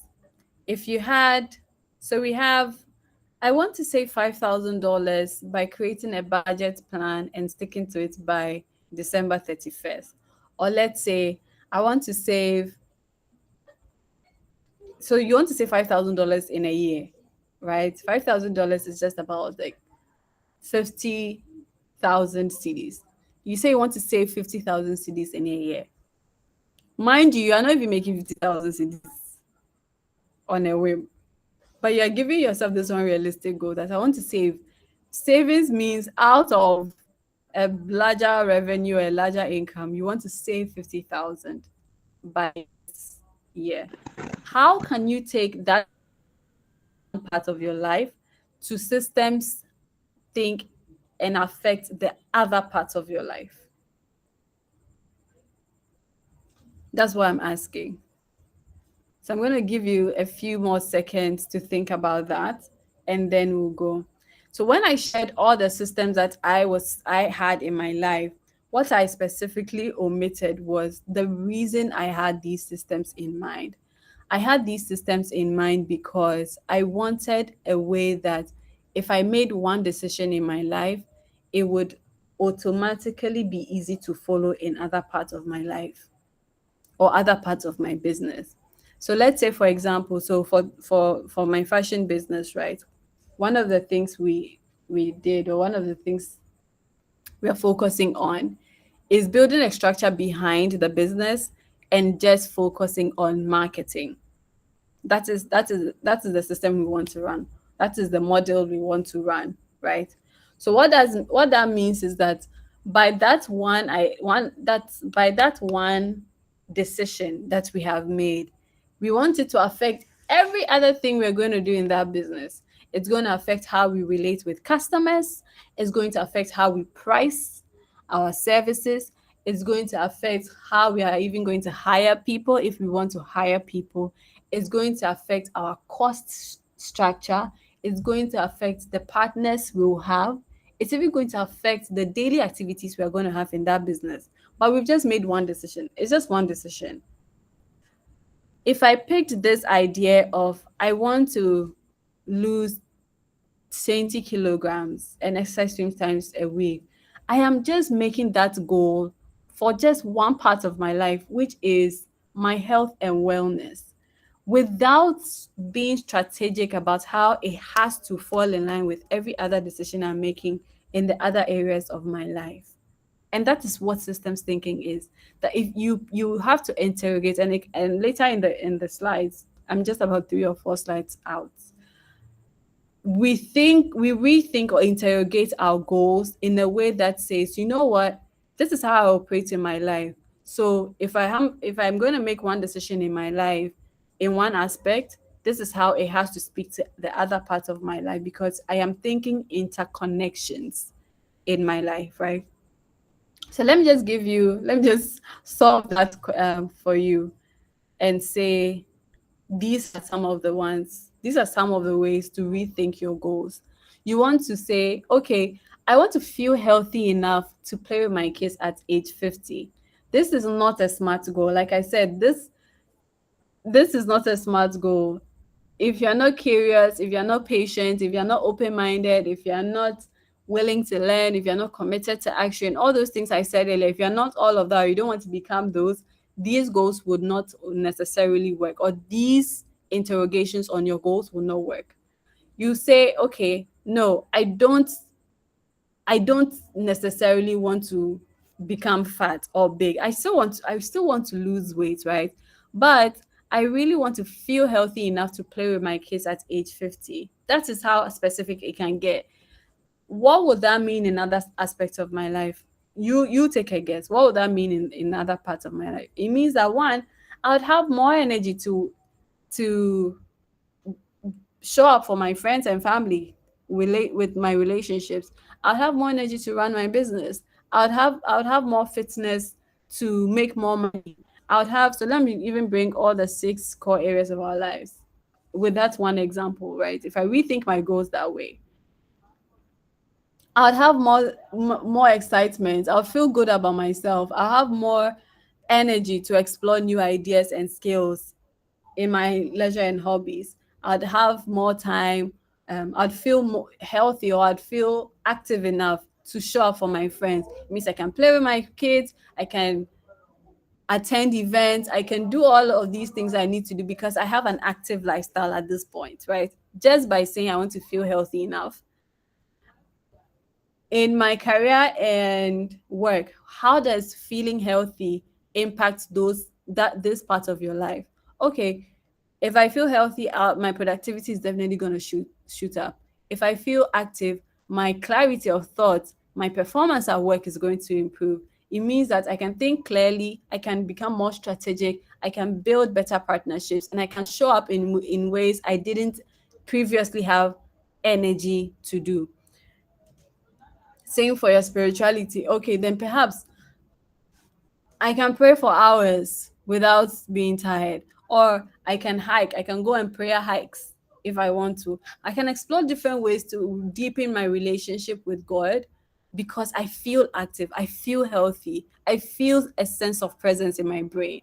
And that is just thinking on the physical side, how your body would feel like and how it will impact the other parts of your life, right? Personal growth and development, same, and then your finances. So that's one way I want us to rethink how we even set our goals. I want to overcome my worry about money.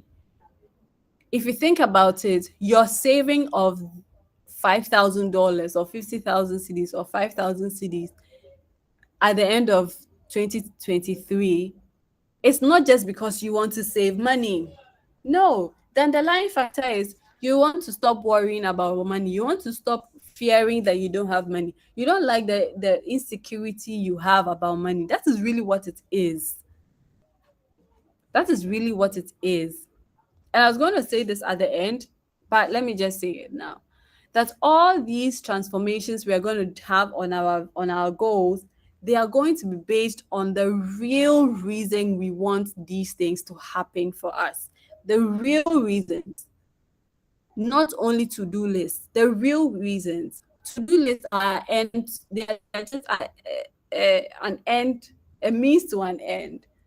So systems thinking thinks about the end and works it backwards, right? Systems thinking starts from the end and works it backwards.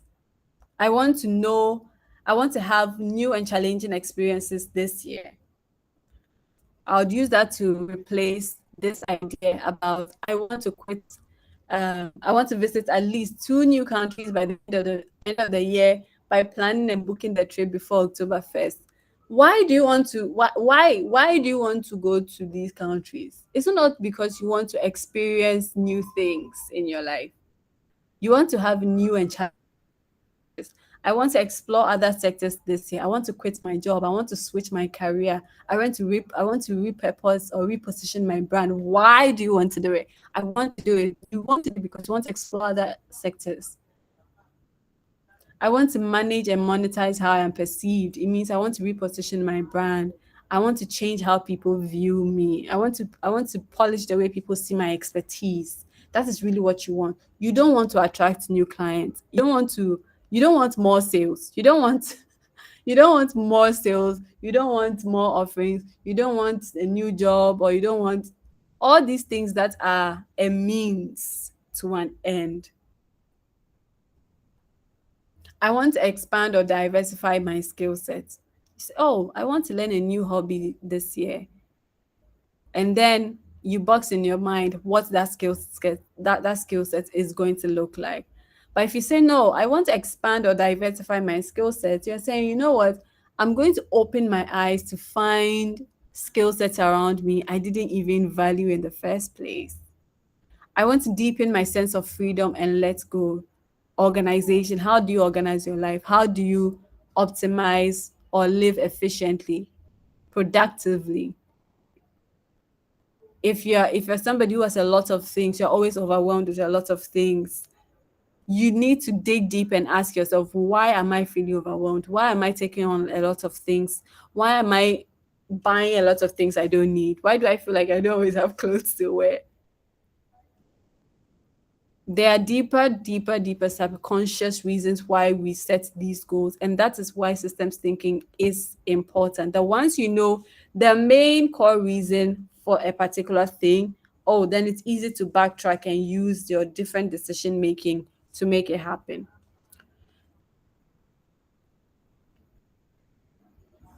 So now is where I hear from you. I hope you have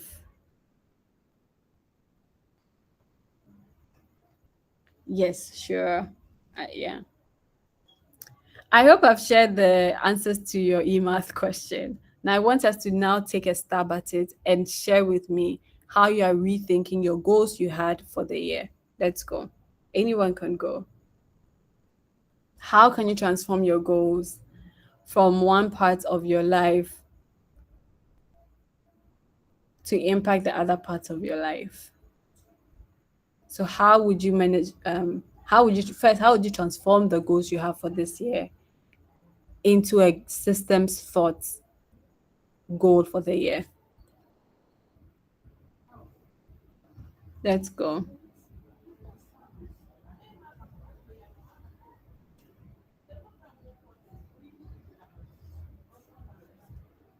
I know I'm leaving you to think about a lot of things, right? Let me know what your thoughts are.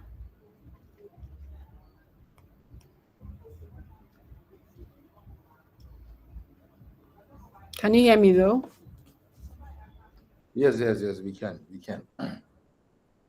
Okay. Well, I can. Okay, so I just want to give this a shot. I just like the Mm-hmm. fact that you're mentioning a lot of dollars. So this year I want to start earning in dollars. I want to start earning in dollars, Charlie. And well, I think by earning in dollars, like the way I'm seeing this, because like first of all in Ghana, like we don't spend cedis, so if it's dollars, then it should be like an international organization or an organization that is outside Ghana that spends dollars.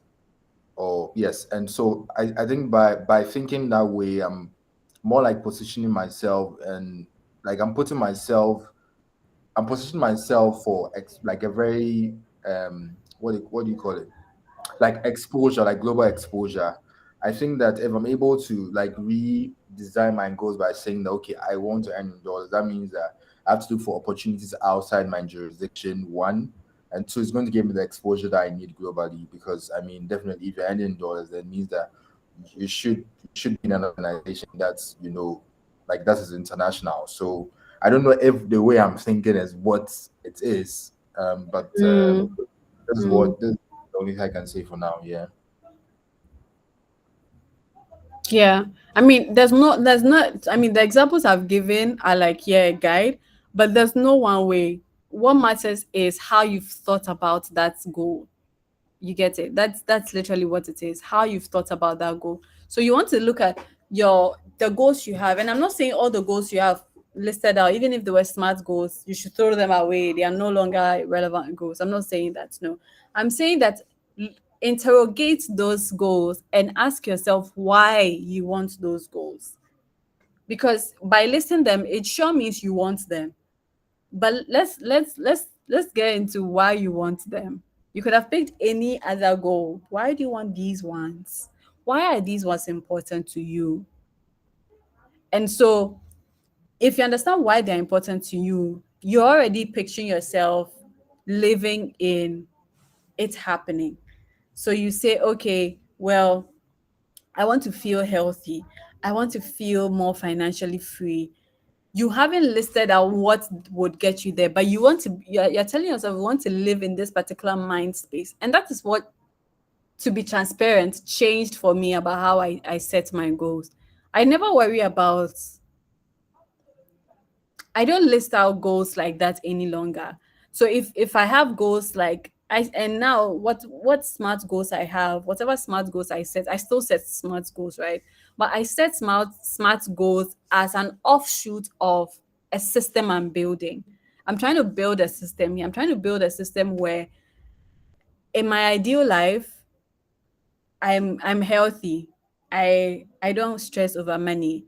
I am very learned. I am in I can do a lot of things. I have a lot of skills. Like you can put me in any room, even if I'm not like the most satisfied person in the room. I can take a shot at whatever they're discussing, right? In my mind, that is the kind of sexual I am planning to become, right? That is the sexual I'm trying to become. And so every single part of my life has to speak to how that sexual acts and behaves, right? And that is where all these things come from. I'm not telling that Secho that, oh, Secho has to budget 3 times, has to go to the gym 3 times. No, no, no, no, no. That's not what, that is too granular for Secho. That is too granular for her.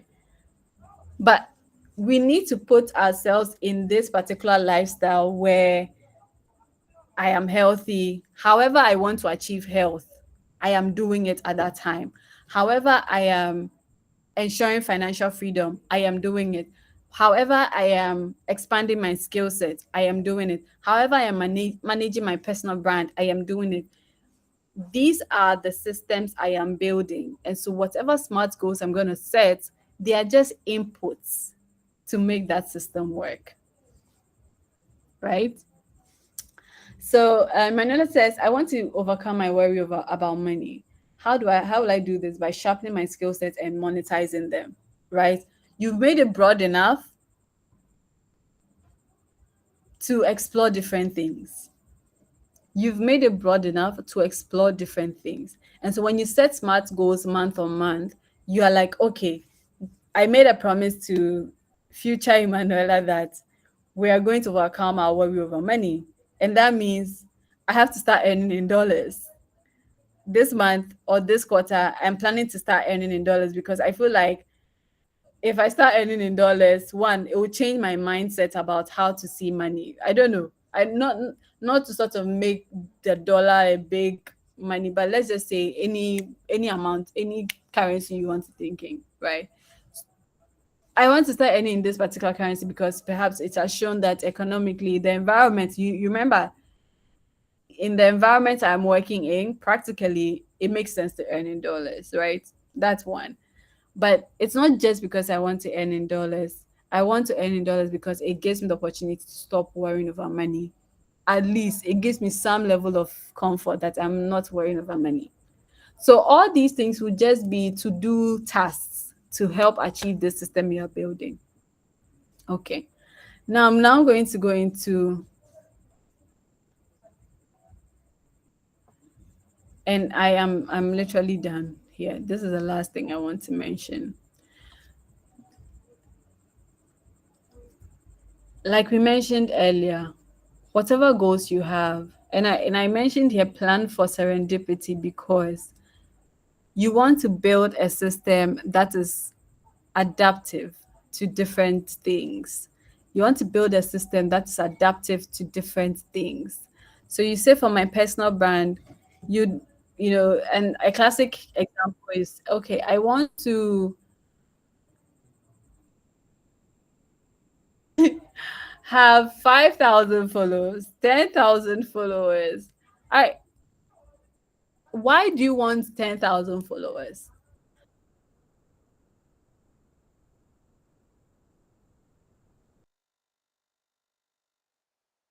I'm not even going to say there's vanity in that. No, that's really what you want. You really want people to see you. You want them to see your work. You want to expose more people to what you do. Abby, yes, that's what you want. It's not about the follower count. You want people to see you. Okay, now what type of people are you looking at? Do you just want do you want any kind of followership? Because you could buy those, you could, but because you already have a system in mind about how you want to approach personal development, it is now going to translate into what exactly you're going to do to achieve that main goal of, oh my god, I need more visibility in my life. I need more people to see the amazing things I am doing in my life, because everything else becomes a means to that end. And that is basically what I want us to go. That is like what I want you to workshop on for yourself. So when you do that, why is it essential to have systems thinking in this way? One, it eases the pressure to check off tasks from your to-do list or your goals list. So you said you were going to do XYZ. 3 months and you're like, oh my god, I said I was going to exercise three times a week. It hasn't happened. No, the goal is not necessarily to exercise. The goal is to be healthy.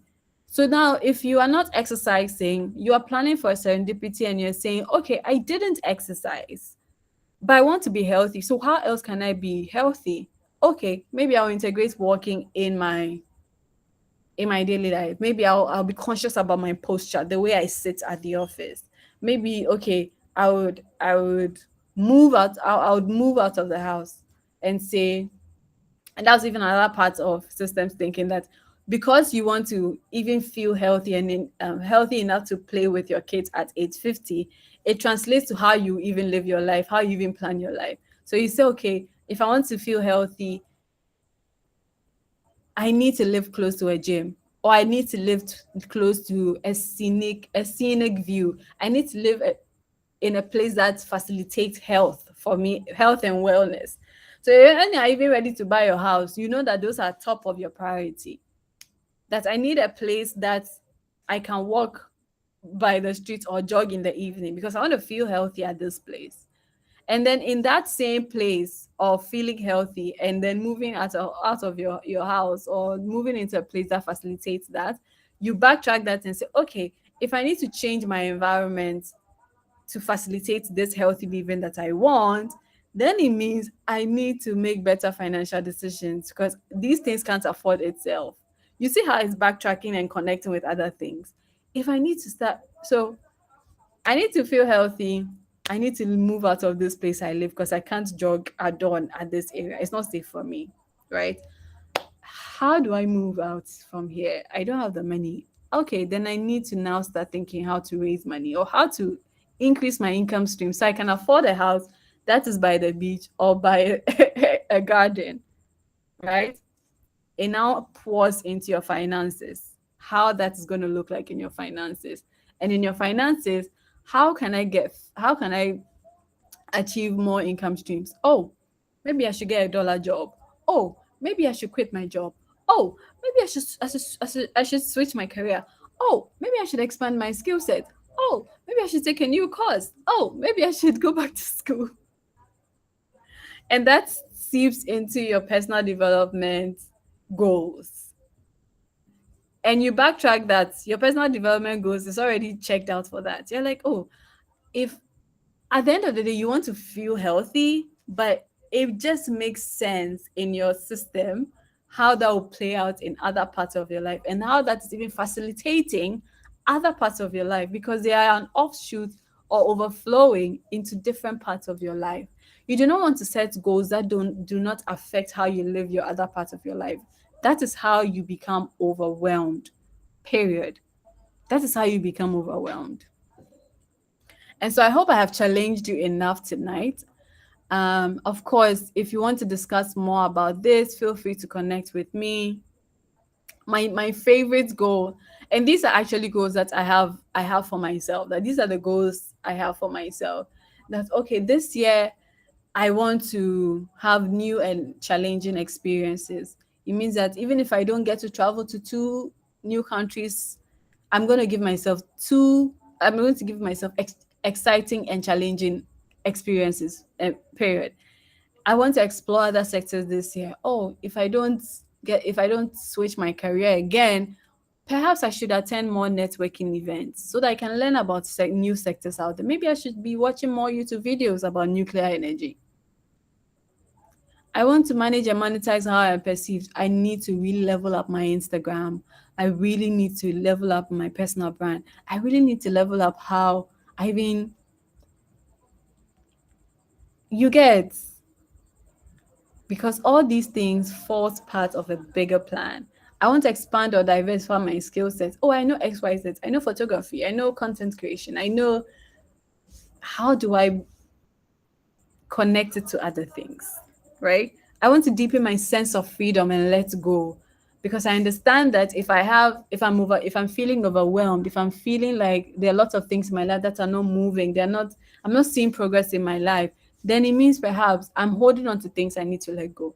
Or I have old clothes I have to give out. How would that help me? Well, it will help with my mental health. I'll feel healthy. And it also help me feel kinder. So mental, my my sense of worrying over money will also reduce because, and that is really the one thing. Whenever you feel like you are worrying over money, gift something, gift someone something. Whenever you feel like you are worrying over money, whenever you are feeling anxious over money, give, and that's the irony. But Jesus said it, right? I want to be kinder. If I'm kinder, I will overcome my worry about money. If I am kinder, I'll deepen my experiences. When I'm even meeting people, it will deepen my experiences with them. If I want to be kinder, it would help me explore other sectors without overwhelming myself. I'll be kinder to myself. I'll be kinder to other people. I'll be kinder to people who I'm even thinking may not know enough to teach me. If I want to be if I want to be kinder, it would help me deepen my sense of freedom and letting go. It will help me really look at how I'm expanding or diversifying my skill sets, right? There are different ways to connect your goals to a broader thing.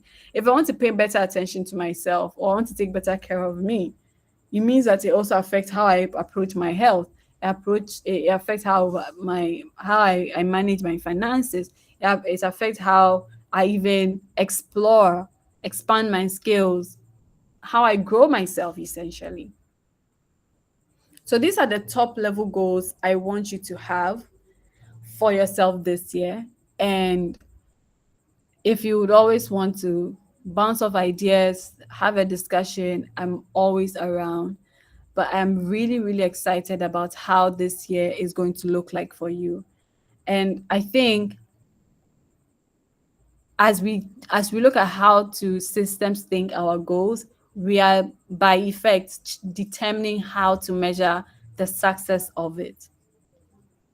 Thank you so much for sticking with me. It's been literally, my God, we've gone past our time.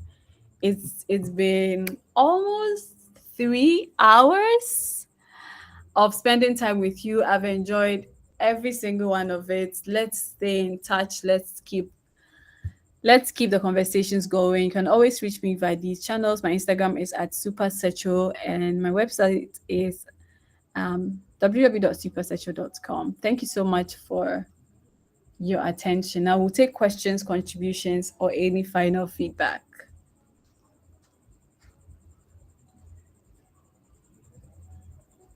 Well, Sechu, like thank you so much for putting this together, Charlie. I mean, this is something I've not seen before. Like I'm not even aware about this whole system thinking thing, and it's quite interesting. I mean, it looked like a lot, but I'm going to look into it and to see what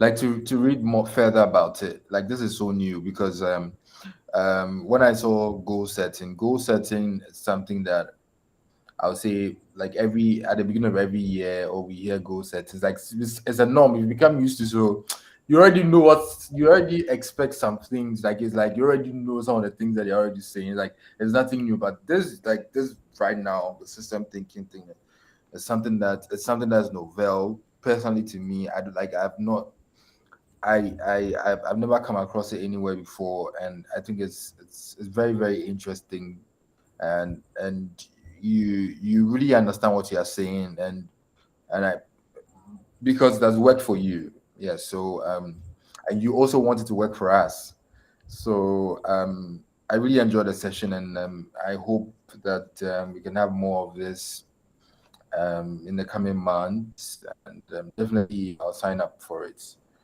Thank you very much, and over. Thank you. Thank you so much. Thank you, Ish. George. Thank you so much. Guys, if you're not able to speak, please feel free to share your feedback. So now I'm gonna take it doesn't even have to be on my session, but it can be general, the entire experience. How has this experience been for you? Put it in the chat right now. Put it in the chat right now. How has this experience been for you? Congratulations for spending the past few hours rethinking your life for 2023. Congratulations for doing that. Congratulations for investing this time in yourself.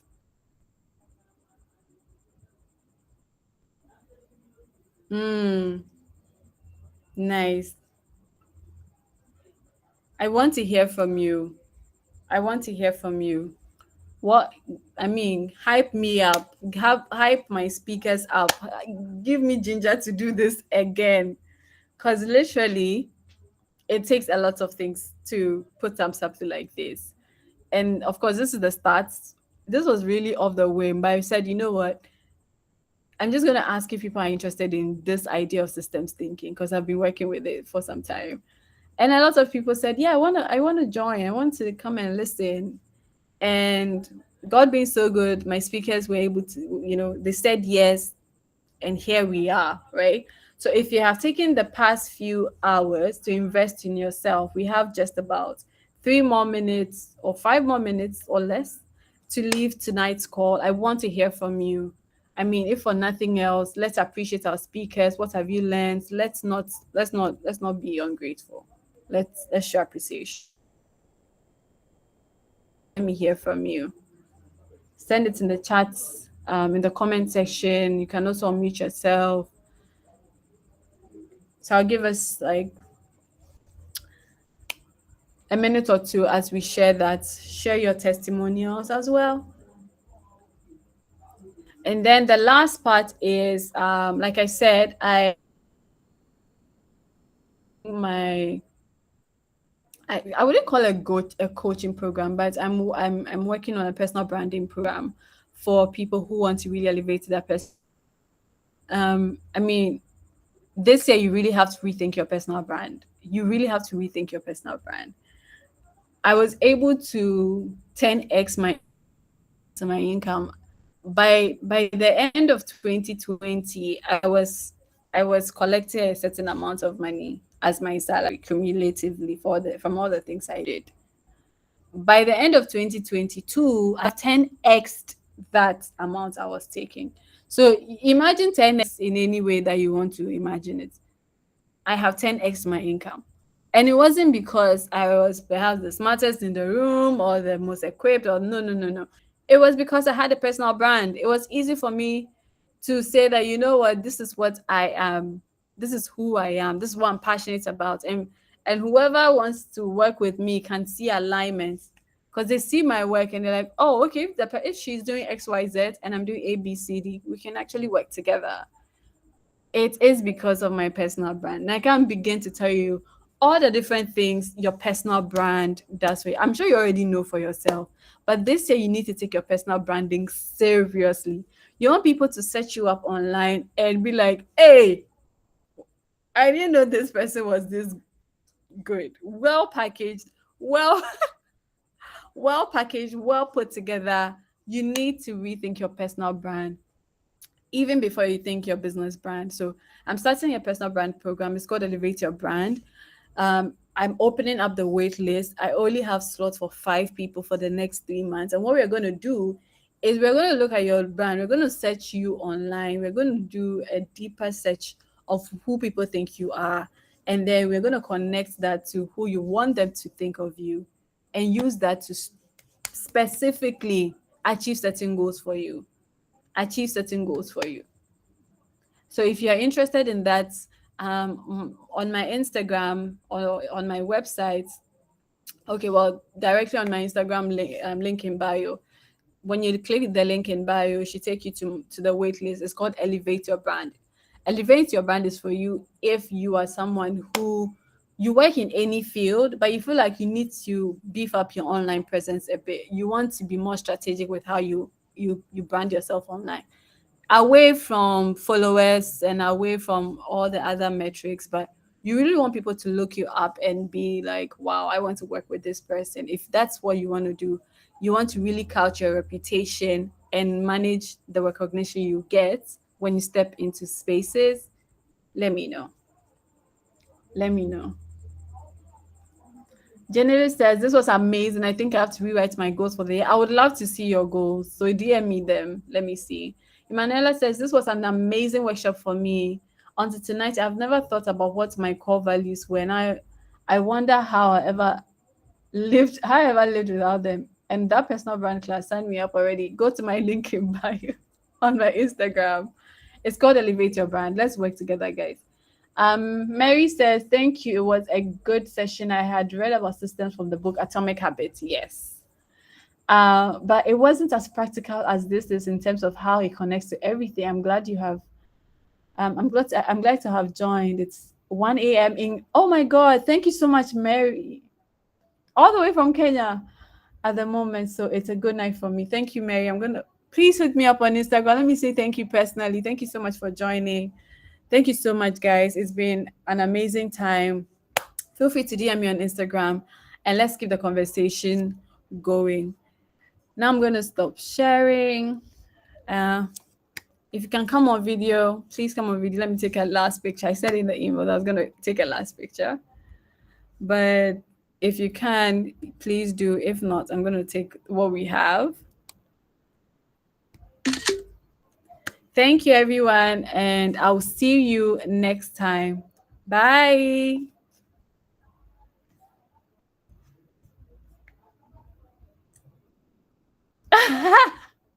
Bye.